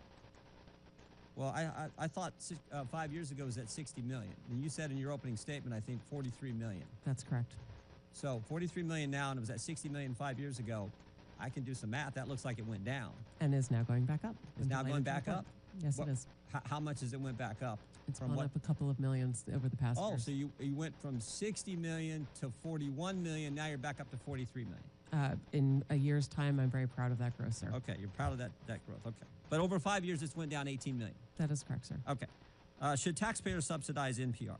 I believe that taxpayers subsidize local stations, sir. That is the vast majority of what I thought you said you got 11 million from Corporation of Public Broadcasting, which is taxpayer funded directly to you, right? That is to support the public and radio. And then local stations system. get it from the Corporation of Public Broadcasting, right? They get taxpayer 100 money. million that goes to the local 100 million goes to local stations, and then those local stations buy back programming and content from you. So that money goes to the local stations, comes back to you, gets routed through the local stations, all taxpayer money. Those fees are actually based on private donations rather than on federal funding. Well, we all know money's fungible, so some of it gets put in there. Certainly, we could agree that money is fungible. What? More money for less listeners. You fired the guy who pointed all this out, who said that you were so biased to the left that you lost listeners, which is exactly happening, and you're here maintaining that, you need to continue to get taxpayer money. I did not fire Mr. Berliner, sir. Okay, the guy that left after all that. Understand. Are you fundraising off today's hearing? Sir, I believe that there was a message that went out earlier today letting people know we were coming in. Yes. Yeah, and at the bottom of the message it said, donate now, right? I don't recall the exact language. I can show it to you. Right there it is. Donate now. I mean, I'm not against fundraising. We all do it. I mean, I get it. But it's, I assume this fundraising thing is probably going to all the left listeners who are subsidized content by the taxpayers, and that's The the gentleman's rub. time is That's expired. the rub. I yield back.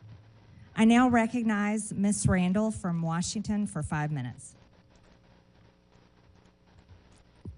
Thank you so much. You know, I'm new to Congress. This is my first term, and I came from a legislative body that didn't have quite as heated debates in our committees, and we're generally fairly welcoming to our folks joining us to testify. So I want to say thank you to all of you for taking the time out of your schedule to come and share your experience with all of us and with the American people. I'm grateful for your time and for the work that you do in service of your communities and neighbors. You know, American families used to get all the same news, right? Folks would have access to a handful of news channels. They would watch the same nightly news programs. They would go from one to the other, and we could all agree on what was happening in our country. We all used to operate from the same baseline of information, but today it is no secret that we are operating in a much more diversified and fractured media environment. The content space, the use of AI-generated content, Americans now have to be able to discern for themselves whether something they are hearing is true or not. But investing in public media is a bedrock to our healthy, critically informed, and engaged public and our democracy. And I know that my colleagues on the other side of the aisle have argued over whether every piece of programming is in service of the public. But I also want to point out that, in my fairly rural district, we have a lot of areas that aren't served by broadband. A lot of folks who cannot easily access numerous podcasts while they are out working on their property. They, have to maybe wait for something to download when they're at home, using maybe even a wired internet connection, right? Like I'm in a dead zone for about an hour and a half as I'm driving from one city to another in my community. But public radio is broadly accessible. And it's important for, folks counting on the weather report, for kids who are, in pre-kindergarten who are watching Elmo and learning to count and do math. It's important for the young people who, were home during COVID and were able to continue learning with the help of public broadcasting. I think we have a lot of problems in this country, a lot of problems that we should be tackling for regular Americans who are struggling to afford to live, to afford housing, to afford health care, to be able to live the lives that they dream of for themselves and their children. I think we've got some national security concerns that have been talked about a lot in this committee. But I think talking about defunding public broadcasting and public media is an egregious misuse of our time here. Mr. Ullman, when we talk about cutting funds for the Corporation for Public Broadcasting, we're talking about those local small stations that rely on that money. 70% of Corporation for Public Broadcasting funding goes directly to public radio. I know you've worked in Tacoma in the past. I can attest to how rural some parts of Western Washington are. It's not all Tacoma. What role do public media stations like NPR and PBS play in supporting local stations? What kind of programming do they provide? The local communities are at the heart of the work we do. As I shared in my opening remarks, we talk about the people and the places there. You bring up a memory of mine. Chehalis, Aberdeen, Hoquiam area, KBTC was the only public television station there. You know about the struggles that community was having over a decade ago, job loss, all kinds of terrible economic situations. We provided educational services there with a $500,000 local grant that we partnered with the community on. It was incredible work. We do the same thing in Alaska with military families, homeschoolers, elementary schools. Those are the pieces we provide. And then local news stories that people can use about where they live and what they do. That's what we do. That would be lost. Thank you so much. Madam Chair, I yield back.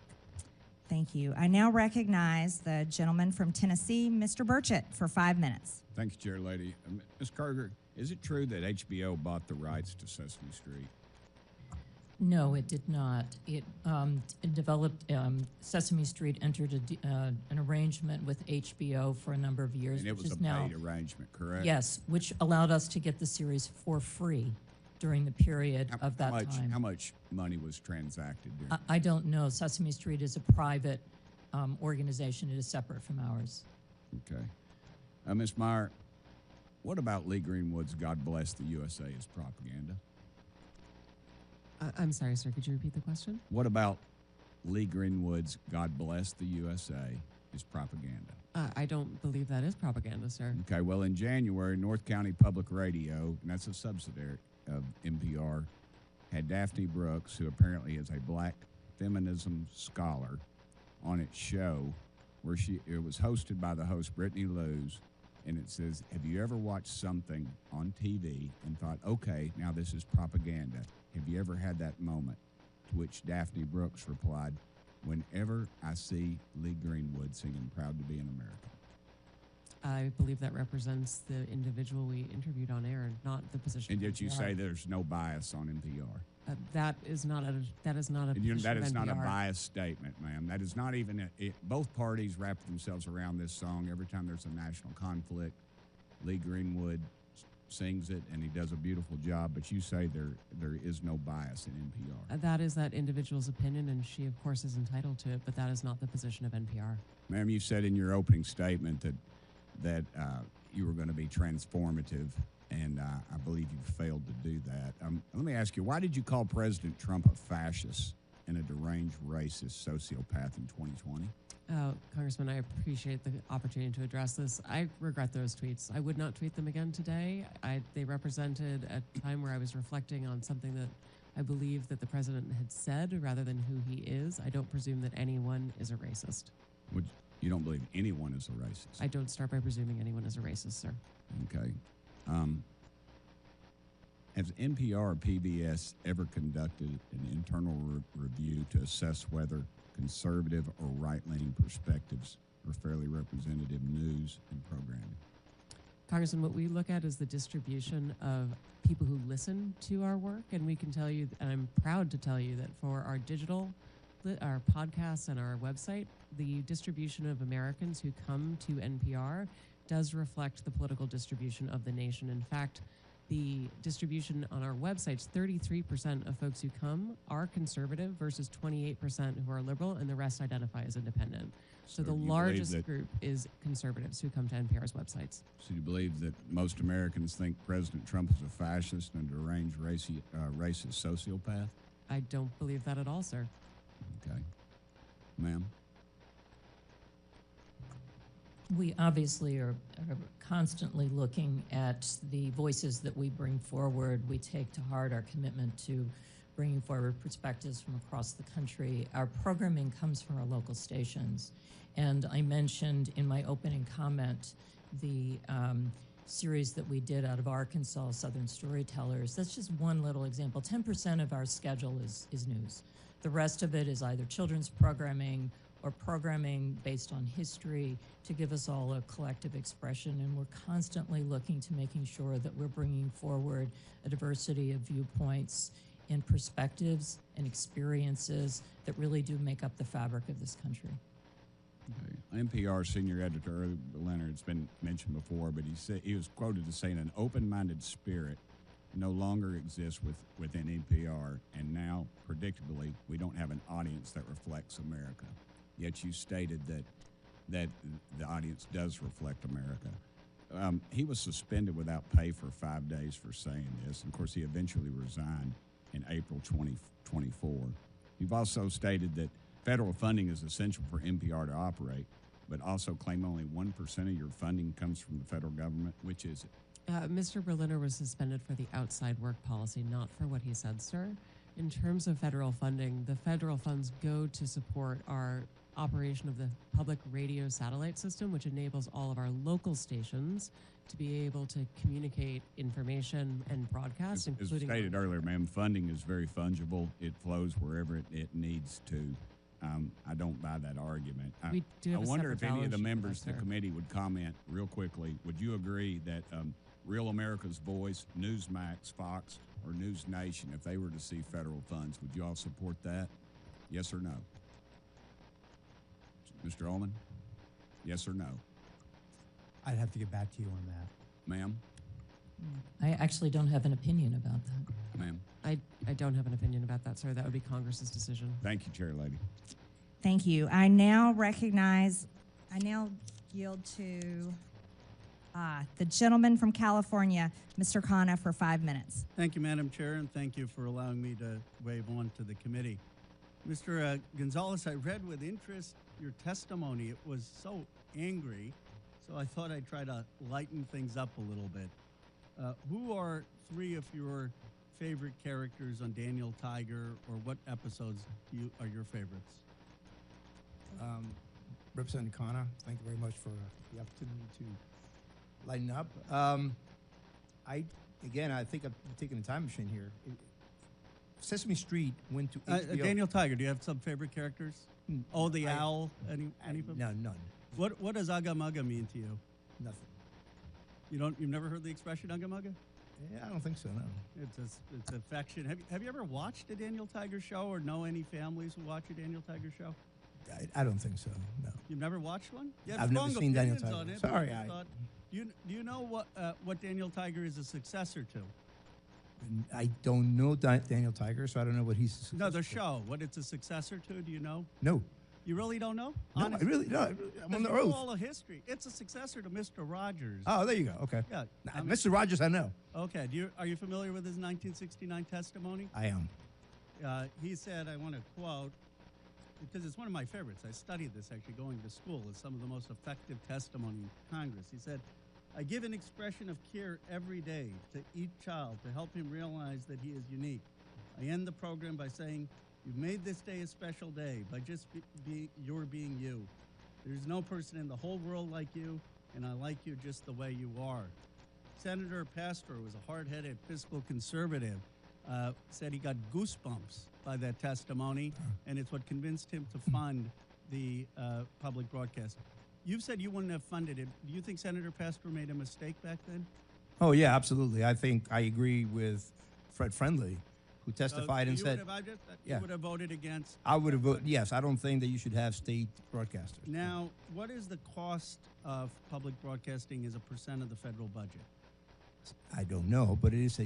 Come on, you're talking about the $36 trillion of debt that we have. You're saying this is a really important thing that we need to cut. You didn't research out what percent It's it is? important in principle, Well, and no, it is. but It was.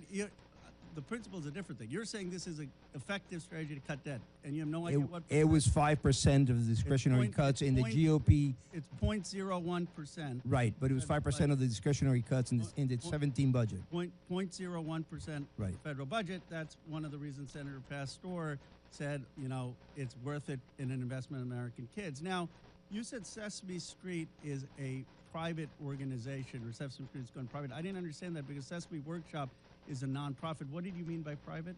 Well, I mean it's a nonprofit. It's separate from. But it gets public funding.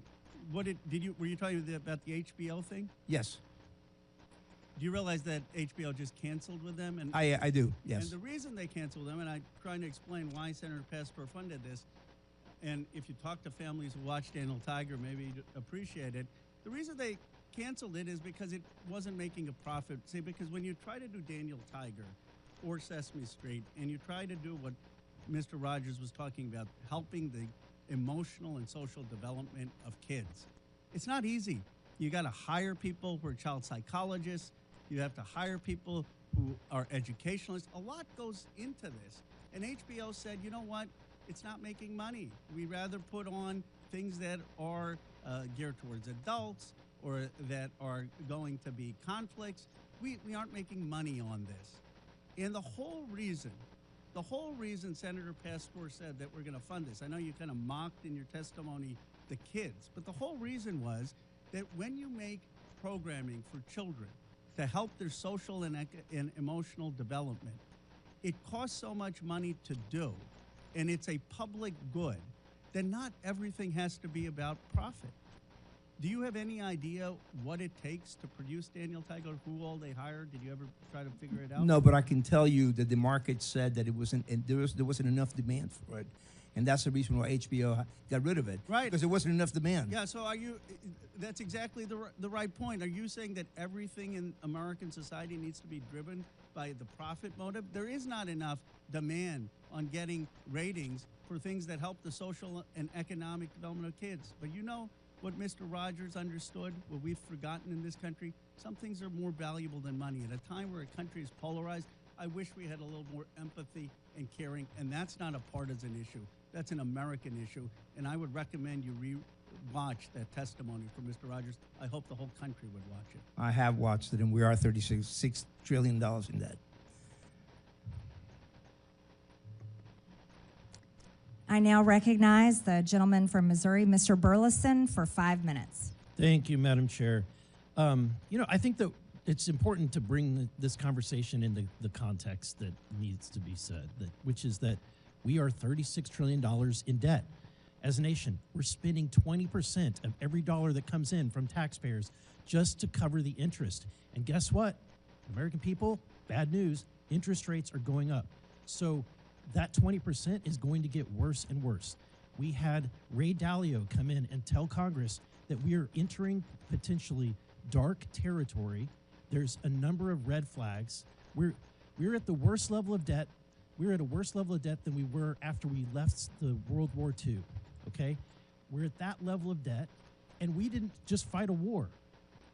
We're facing potential wars and conflicts. We're at that level of debt, and we didn't just emerge from a recession or a depression. If that happens today, you'll see the dollar no longer be the world reserve currency, and we will be in serious trouble. And so that is the context that we're in. Look, if there was all the money in the world, it's fine to throw money around, but we don't have all the money in the world. And the question that we have at hand today is it appropriate to spend taxpayer dollars on things that may not be necessary anymore? And so my question, Mr. Gonzalez, at one point in time, there was state-sponsored speech directly. It was the form of town criers, correct? So government used to fund people to go out in the street and deliver the news of the day vocally at street corners, correct? Okay, why don't we do that today? Well, I think it's because we have better ways of delivering the news. I mean, I think you get my point. Like today, at one point in time, there was very limited access to news, and there was an appropriate time where potentially we needed to have state-sponsored news. But is that the way? Do we need that today? No, we do not. And may I quote Thomas Jefferson on this very point, since you bring this up? He said, "To compel a man to furnish contributions of money for the propagation of opinions which he disbelieves and abhors is sinful and tyrannical." This is what I base my opposition to public funding for media. Yeah, and that's why I think that given this context, like let's be real. It was said that we're attacking free speech. This is state-sponsored speech, and the very reason why we have these witnesses before us today isn't because they're totally being funded or completely being funded. We're not bringing in Disney Channel in here, right? We're not bringing in the National Geographic, right, for their content. The reason why we're having this conversation is because we are funding you, and because we're funding you, the taxpayers get to have an opportunity to ask, why are we funding some of this content that they might disagree with? Right? Yeah, no, that's completely right. In fact, I think that PBS and NPR, but especially PBS, will thrive on the membership model. They keep saying it's such a small percentage. Well, if it's the public funding, if it's such a small percentage, then no problem. Yeah. So, Ms. Maurer, I'm going to ask a very difficult question, but if you're in my shoes and you have to face the fact, can we fund Social Security or do we spend money on NPR? Which would you choose? Congressman, I would argue that if you had to pick, if you were forced to make a decision, there wasn't enough money to go around, Social Security or NPR? We know how important public media is to our nation's seniors, sir. More important than Social Security. I think the American people disagree. I think that Ms. Kerger, let me ask this. Would it be more appropriate to fund PBS or to fund veterans' health care? If given limited resources, which is where we're at. I recognize the limited resources, and I feel that both are important for this country. I think what the American people want to know is when they're sending money, their taxpayer dollars, and they're funding things like Independent Lens. And look, I like some of the content on your stations. I love Nova. But you know what? Nova competes with National Geographic and Nature. Why are we funding something that competes with these private sector entities? I like Sesame Street, but I also know that it's competing directly with Handy Manny, Doc McStuffins, and Little Einsteins, right? Those exist, and we're not funding them. They're not here having to defend their content. But because we are funding it, I'm going to ask you, why are we funding episodes of Real Lens, Independent Lens, about an episode called Real Boy, a trans teen navigates adolescent sobriety and physical emotional ramifications? That's what the American people want to know. Social Security. We're out of time, but our witnesses can answer the questions. Thank you, Madam Chair. That was a documentary that was produced for adults as part of our primetime audience. And it was part of a point of view that we share to try to help people understand the wide breadth of experiences of people across the country. Thank you, Madam Chair. I now recognize the gentlewoman from the District of Columbia, Ms. Norton, for 5 minutes. Thank you, Madam Chair. I would like to thank the witnesses for being here today. I am a strong supporter of public broadcasting, and I am a regular listener and watcher of the public broadcasting stations here in D.C. Public broadcasting is a public good. WETA's DC's local PBS station is proudly home to the world's longest running high school quiz show. For over 60 years, the show, It's Academic, has showcased some of the best and brightest high school students in the capital region. President Reagan once praised It's Academic as, quote, a reminder of the importance of education, end quote. And even Supreme Court Justice Clarence Thomas made a guest appearance. One area student who competed on the show said, quote, it's made me a lot smarter, end quote. And, quote, getting to say that I've been on a TV show is really cool, end quote.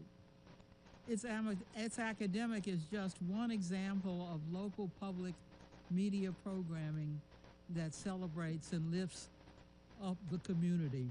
Mr. Ullman, in your experience as head of the Alaska Public Media, why is it important for public media to elevate local voices? Thank you so much for that question. There are stories to be told all over this great nation of ours.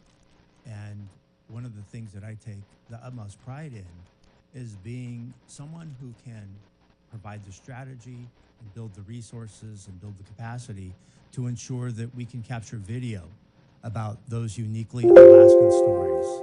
We can capture audio about those uniquely Alaskan stories. And what we do is we take that opportunity to not only tell those stories for ourselves within our great state, but we also work with our national partners. This local national partnership is essential. Without PBS, without NPR, you wouldn't hear stories, news stories, public affairs stories, community stories from Alaska. You wouldn't see them on the PBS NewsHour. This is vital. It's vital for Alaskans to know that they're connected to their nation and that what we do in Alaska matters to our nation. Thank you again for that question. Ms. Kruger, I would love to hear your bigger picture taker on this. If PBS stations are suddenly taken off the air, what would be lost to communities across the country? I've spent a good part of my time as the president of PBS traveling and visiting our stations across the country because I feel for me to do my job well, I need to understand what the role of our stations are in communities. That means spending time not just with station management, but also with people in the community. So I've been to all 50 states. And the reason that we are here and the reason that we are arguing so passionately for funding, recognizing there are very difficult challenges in our country right now, is that many of our smaller and actually medium-sized stations would not exist without the federal appropriation. And when you look at a station like Cookeville, Tennessee, which serves part of Appalachia, 50% of their budget comes from the federal government. Those are stations that I've seen that have small staffs that do extraordinary work. And those are the stations that I worry would not survive. This would be an existential moment for them. And that's why I think this is so important. The DC area NPR station similarly provides acclaimed programming, including up-to-the-minute news and local shows exploring the D.C. cultural scene and sharing stories from all over the city, including historically marginalized areas. The station also produces award-winning journalism, such as an investigative feature on local families coping with sickle cell disease. Throughout the country, more and more local news outlets are closing each day at a rate of more than 2 per week. This has made public radio reporting all the more important. Ms. Maher, why is it beneficial for journalists to live in the communities they cover? Yeah. We'll let the witness quickly answer, and then we're out of time. Thank you so much, Madam Chair. We find that enabling public radio to continue to be funded allows for us to meet the needs of people who live in news deserts, and having journalists who are from that community means they can prioritize the needs of that community, whether it's sickle cell issues in DC or whether it's the price of sorghum in our agricultural heartland, whether it is thinking about the wildfires that we see across the center and west of our country, or whether it is the impact of storms across the Gulf and southern parts of our country. We recognize local journalists. They speak the language. They recognize the pronunciations of the places that they come from. They come from the community. It is tremendous value to enable that we are for America, from Americans, and all American voices are heard. The gentlelady's time has expired. I now recognize the gentleman from Texas, Mr. Fallon, for 5 minutes. Thank you, Madam Chair. Ms. Maher, do you believe that National Public Radio takes a balanced and fair approach to news, politics, culture, etc.? Mr. Fallon, thank you for the question. I came into National Public Radio with I apologize. It's just that we have such limited time. Do you believe that to be true? I believe that we have work to do. We always do, in order to improve and to serve all Americans. More accurate than not that you're fair, or you're either fair or you're unfair. So what do you think you are? I believe we wake up every day with a desire to be fair, and it is part of why. You're not claiming that you're fair. You have a desire to be fair. Okay. So you would not describe NPR as objective and nonpartisan? I would. You would, okay. Ms. Karger, same question for you. Would you believe the PBS is fair and objective and nonpartisan? Yes. Okay, thank you. Thank you for the quick answer, too. So I found it interesting that the CBP's recent goal was to promote efforts that ensure fact-based journalism that promotes a symphony of ideological viewpoints. You both agree with that goal? Yes. All right, wonderful. So, Ms. Karger, in 2023, when PBS had a program, Washington Week with the Atlantic, and when President Biden's mental acuity was questioned, one of the reporters claimed the GOP was lying. Another reporter, Jeffrey Goldberg, who's been in the news of late, described Biden as, quote, mentally acute. Were you aware if there were any dissenting opinions on that program that day? I don't know from that day. No. There were not. But fortunately, there was a debate in, I believe, June of 2024, where the American people and the world found out just who was lying: the Democrats, Jeffrey Goldberg, and PBS. Ms. Maher, I'm sure you're aware that Hunter Biden had a laptop. I am, sir, yes. Okay. And there were many stories written about said laptop. Yes, sir. And in 2020, unfortunately, NPR's managing editor for news refused to cover the story, and he branded it a, quote, waste of time, not a real story, and a distraction. And instead, unfortunately, of NPR investigating, they ran a puff piece that led with, experts say attack on Hunter Biden addiction deepens stigma for millions. It's unfortunate that NPR ignored the Hunter Biden laptop story, but y'all did talk quite a bit about the debunked Russia collusion. Do you know how many times NPR interviewed Adam Schiff about Congressman, I would love to say that we actually believe we made a mistake on the Hunter Biden laptop story. And I appreciate that. Thank you. How many times did y'all interview Adam Schiff about the Russia collusion? I'm sorry, I don't have that number. It was 25 times. You know how many times NPR interviewed Chairman of this committee, Oversight Committee, Jamie Comer, about the Biden impeachment inquiry, or the Hunter Biden tax evasion and illicit business dealings of the Biden family? I'm sorry, I don't know. I believe that's 0, so it's 25-0. Ms. Karger, you're aware there's a political spectrum. It goes all the way from the far right to the far left and everywhere in between. Would it trouble you to hear that for 6 months, there was an analysis done on PBS's NewsHour from June to November of 2023, where they found that far right that term was used 162 times and far left was only used 6 times. Do you find that troubling? I don't know the study that you're referring to, and I'd be very interested in seeing it and understanding how they came up with those numbers. Media Research Center did a 6-month analysis, and it's not how you find it. You either say far right or it's terms. Yeah. They use the term far right 162 times, far left 6 times. That's a 96 to 4% skew. You're also aware that you covered the GOP and Democratic National Conventions in 2024? Yes, we did. Okay. Interestingly, 72% of the coverage of the GOP convention was negative, 88% of the Democratic convention was positive. Shouldn't be surprising when you have anchors like Amna Noat, who described the Republican rhetoric as, quote, outright racism and, quote, echoing white supremacy. Ms. Mayor, NPR, you believe your reporters are fair? You said they're fair and they're working at it. I believe that they work to be every day, sir. They're non-biased. And yet, you have the voter registration issue. I mean, we're all human beings. We're all going to see through the world through a certain lens. And are you aware of any Republicans, any registered Republicans in your newsroom? I couldn't say registered, but I know we have conservatives in our newsroom, yes. Okay, so the recent registration, when it was looked at, 87 Democrats and 0 Republicans registered. I found that very concerning, Yeah, sir. I would. Not even 40 to 30 or 50 to 20, 87 to 0. But it shouldn't be surprising when their own CEO says things like, I'm so done with late-stage capitalism, or calls the President of the United States a deranged racist sociopath, or that America's addicted to white supremacy. So billions have gone into both of your coffers over the last several decades.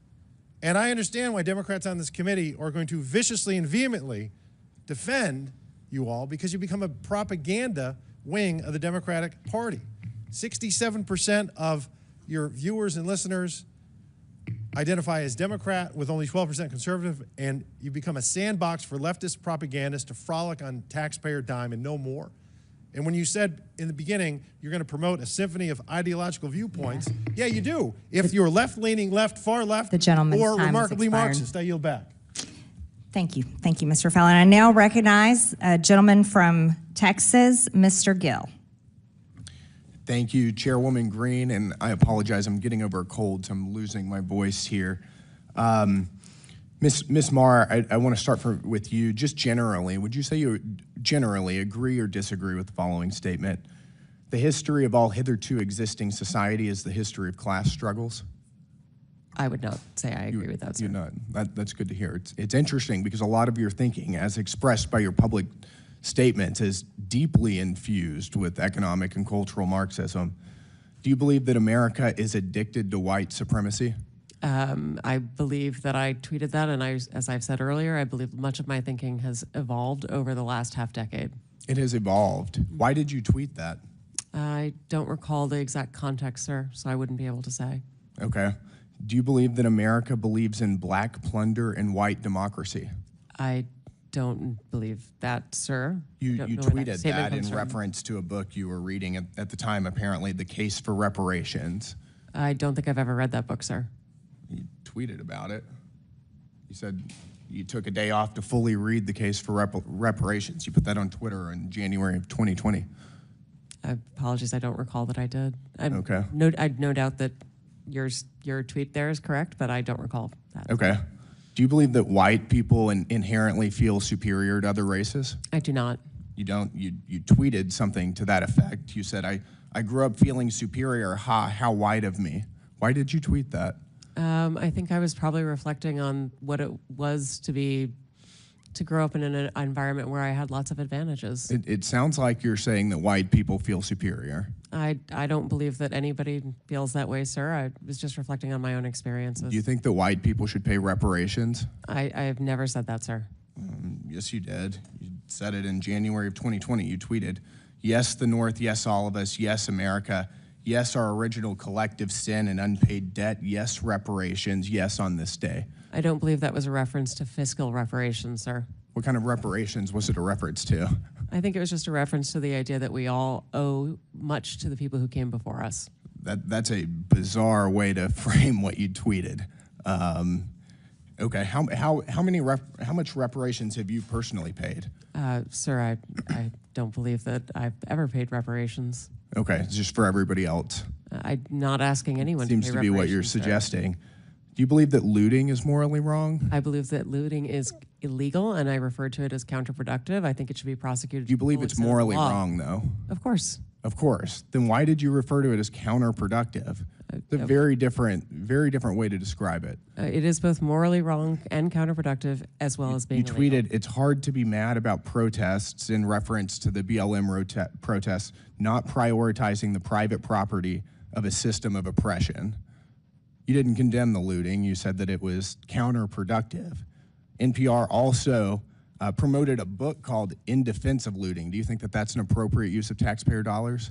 I'm unfamiliar with that book, sir, and I don't believe that was at my time You at tweeted NPR. that you read that book, but I don't believe that I did read that book, sir. do you think that a few years ago, NPR educated America about, quote, the whole community of genderqueer dinosaur enthusiasts? Do you think that that's an appropriate use of tax dollars? I was not at NPR at the time, sir. That's not the question, though. Do you think that that's an appropriate use of our tax dollars? I think our tax dollars that we use are to be able to provide a wide range of I'll take that as a yes. You do believe that that's appropriate. Your health advisor at NPR also stated in an interview that, quote, fear of fatness is more harmful than actual fat. Would you like to explain how fear of fatness is more harmful than actual fat? That's an editorial at NPR. I am not familiar with the editorial, and I don't believe that was published during my time here. It's called Diet Culture is Everywhere. Here's how to fight it. Do you think that that's an appropriate use of taxpayer dollars? I think any reporting on health is an appropriate use of taxpayer dollars, yes. And you think that editorializing that fat is not unhealthy is appropriate? I don't know what that article is, sir, and I'm not familiar with it, so I couldn't say. This is fake news. Do you think that basic accommodations like doorways or seat belts represent, quote, latent fat phobia? I don't have an opinion. It's also from NPR. Do you think civility is racist? No, sir. No. Your outlet ran an article entitled, quote, when civility is used as a cudgel against people of color. That was on All Things Considered. Would you like to explain? I'm not on the editorial side, sir. I'm not familiar with that story. You talk about how NPR is news. This is editorialization, and I'll read it. For many people of color in the United States, civility isn't so much social lubricant as it is a vehicle for containing them, preventing social mobility, and preserving the status quo. This is garbage. I'll spend all of my time doing everything I can to ensure you guys never get another dollar of taxpayer funding. This is complete garbage. Thank you, Madam Chair. Thank you, Mr. Gill. I now recognize the gentleman from Georgia, Mr. Jack, for 5 minutes. Well, thank you very much, Madam Chair. I'd like to just start and build off of something Mr. Fallon noted. And Ms. Mayor, I think you noted, and just to confirm within your statement to him, that NPR failed to accurately report the circumstances around and content within Hunter Biden's laptop story. Is that fair to categorize your statement? Our current editorial leadership believes that we made a mistake not reporting the story and more reporting it earlier, yes. And I recognize you weren't there at the time, but what institutes and control, what have you done to ensure that never happens again? A number of things, sir, and thank you for the opportunity to speak to them. We have hired an additional editor core, which we refer to as our editorial review, to make sure that all stories before they go out are comprehensive and well reviewed. We've instituted a monthly review to ensure that the most challenging stories of every month, we go back and we look at what we may have missed in order to not miss issues again and change processes and policies to be able to have more robust conversation and to ensure all areas and all views are considered. We have hired analysts to be able to count the number of stories that we're running on any particular issue, including whose voices are represented. We've moved from bringing pundits on air to trying to bring direct policymakers on air so that we can ask questions of policymakers rather than hearing through other people's perspectives. Those are just a few of the things we've done so far. I've got a couple others if you have time. Thank you, and you can submit those for the record.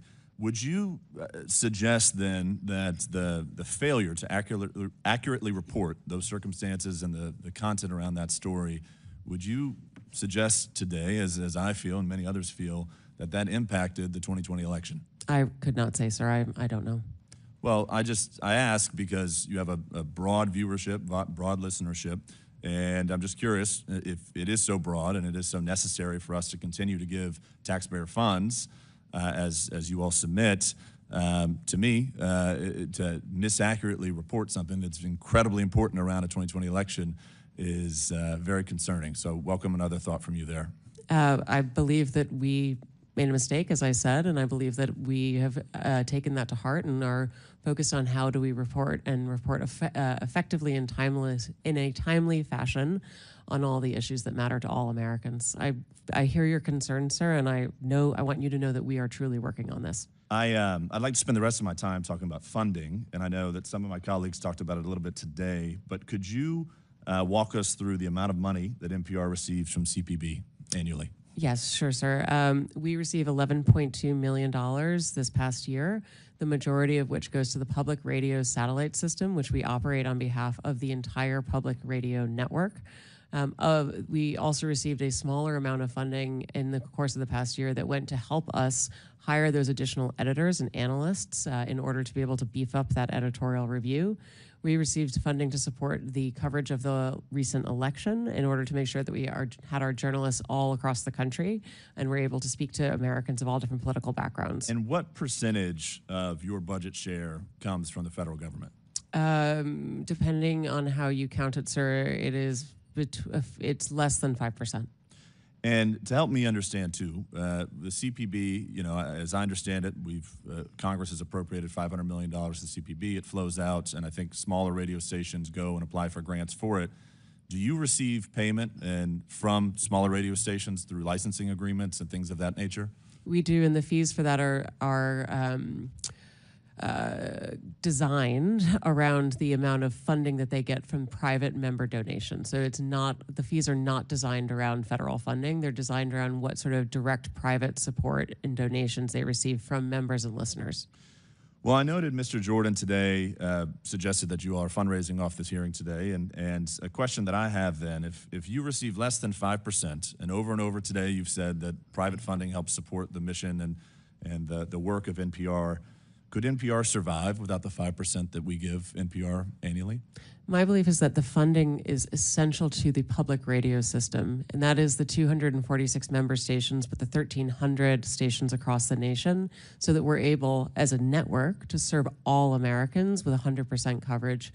If federal funding for our network goes away, it means that people in rural parts of America, places where they can't afford to make private donations to support their local journalism, those will be harmed. But, sir, if I may, the bigger harm as well, or the additional harm, is that Americans in places that are affluent or do have many media choices will not be able to hear from their fellow Americans that are often underheard. Bottom line, if the 5% went away, would NPR still exist? Well, it would be incredibly damaging to the national public radio system. I yield back. Just want to submit to the record. Turn your microphone on. Madam Chair, I'd just like to submit to the record this You asked flash unanimous drive. consent. I ask unanimous consent to submit to the record this flash drive containing 6 feet worth of documents documenting NPR and PBS's political bias. Without objection, so ordered. Thank you. In closing, I want to thank our witnesses once again for their testimony today. I now yield to the Ranking Member Lynch for his closing remarks. Thank you, Madam Chair. Thank you for having this hearing. I want to thank the witnesses for your willingness to testify.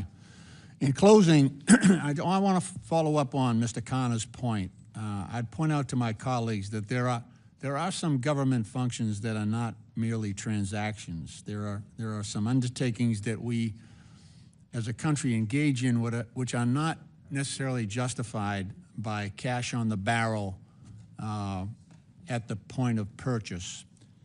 Everything is not a transaction. It's not like selling a car, although that's exactly what the president was doing on the lawn of the White House the other day. Sometimes a government program is a long-term investment. I think that applies to public broadcasting. Like when you use public television to teach kids their numbers and their alphabet, because in some households that might be the only source of instruction available.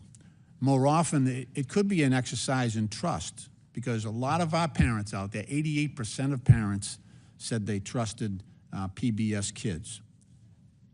or when you have a documentary given by a historian like Ken Burns, and he does research and drills down on the letters and firsthand correspondence of Civil War veterans and families north and south, and gives us the hard facts of the Civil War.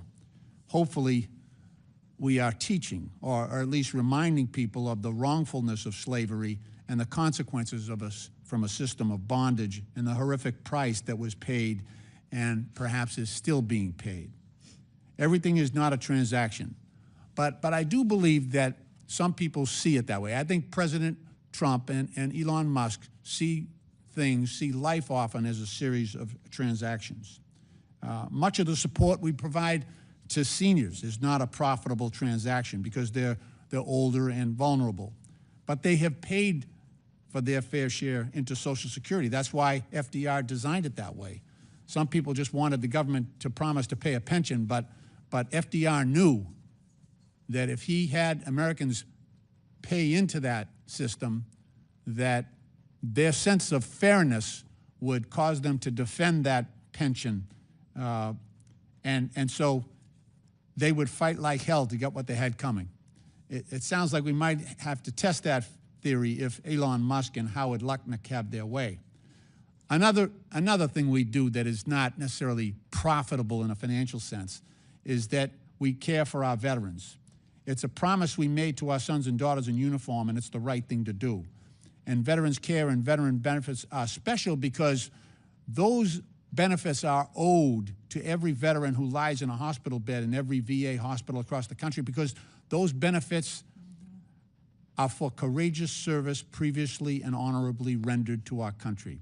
And so now it's the time for America and Congress to fulfill their obligation as promised. That's not a transaction. But because of that cost, the Trump administration VA has announced 80,000 layoffs at the VA.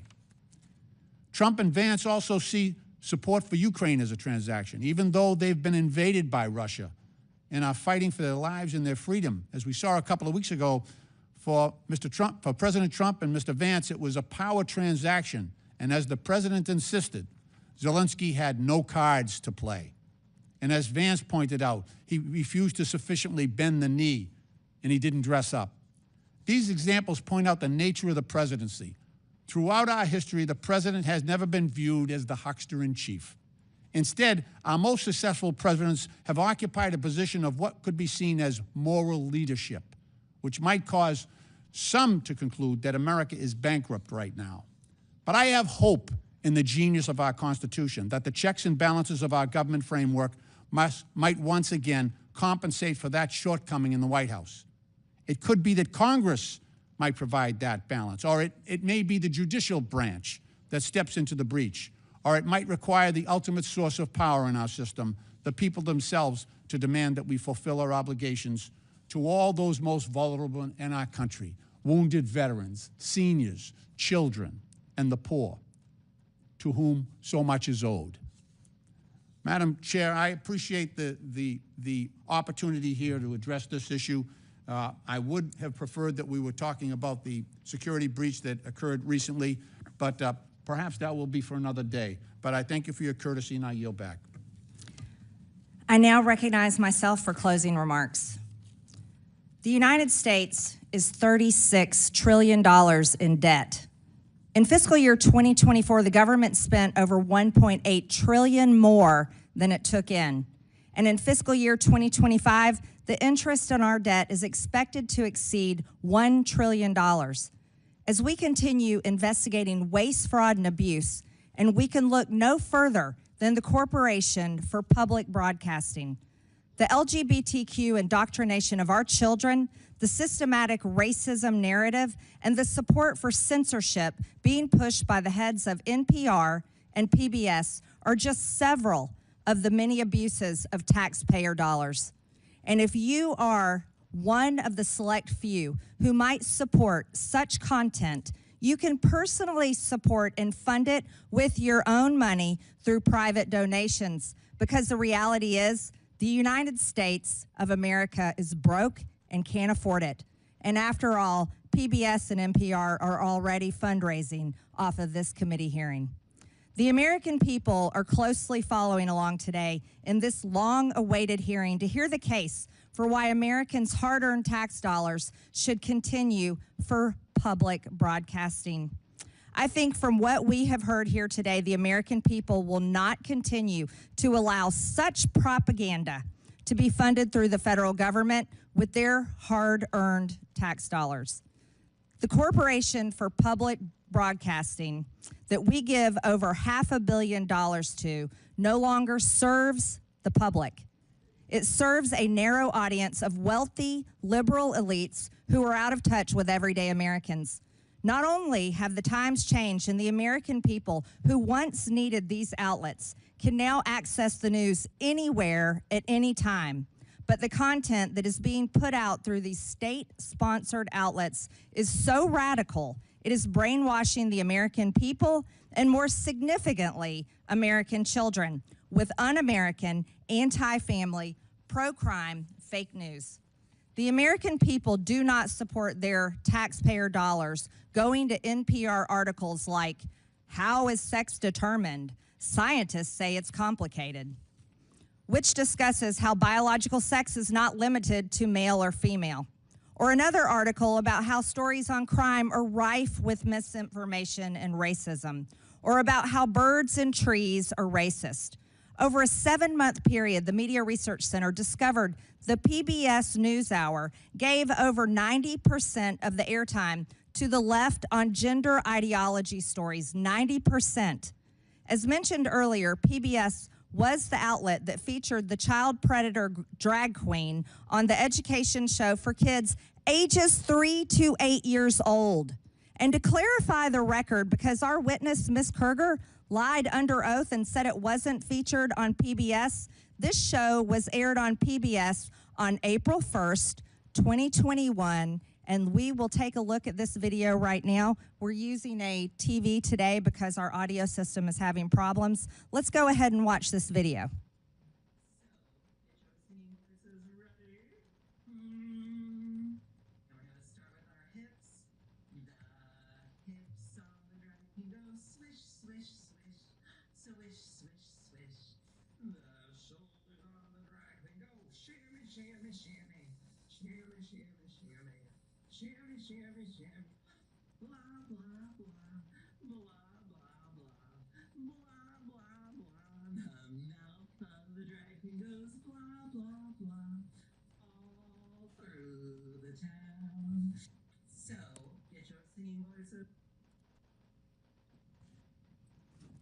The hips go swish, swish, swish.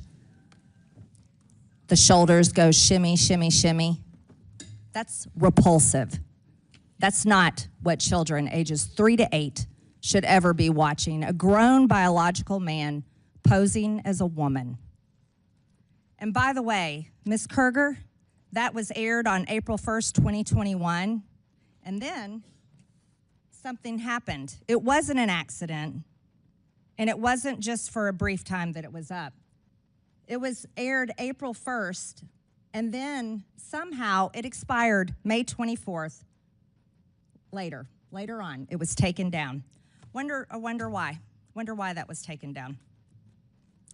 Another egregious example includes back in 2010, PBS's Travis Smiley stated that Christians blow up people every single day. Haven't seen that ever happen in my life. And today, if you look on NPR's website, there is still zero mention of any negative coverage of any Democrat today. And trust us, there are more than plenty of examples to pull from. How about a member from this committee making fun of the governor of Texas for having a disability and living his life in a wheelchair? Ms. Marr. From headlines to podcasts to documentaries to children's programming, NPR and PBS have all but abandoned their promise to deliver unbiased, nonpartisan, and fact-based reporting. The American people have woken up to this nonsense and blatant disregard for truth, and truth matters. And they will not put up with it any longer. Contrary to the beliefs of the head of NPR, Ms. Marr, truth is not subjective. It's actually very important. And there are not multiple truths. There's just one. For a civilization to exist, objective truth must exist. It must be embraced. It must be protected. It is not a distraction, and despite many attempts to whitewash it, truth will prevail. The Corporation for Public Broadcasting is using taxpayer dollars to actively suppress the truth, suppress diverse viewpoints, and produce some of the most outlandish, ludicrous content. After listening to what we've heard today, we will be calling for the complete and total defund and dismantling of the Corporation for Public Broadcasting. Here's how it works in America every single day, private businesses operate on their own without government funding. We believe that you all can hate us on your own dime. With that and without objection, all members have 5 legislative days within which to submit materials and additional written questions for witnesses, which will be forwarded to the witnesses. If there is no further business without objection, the subcommittee stands adjourned.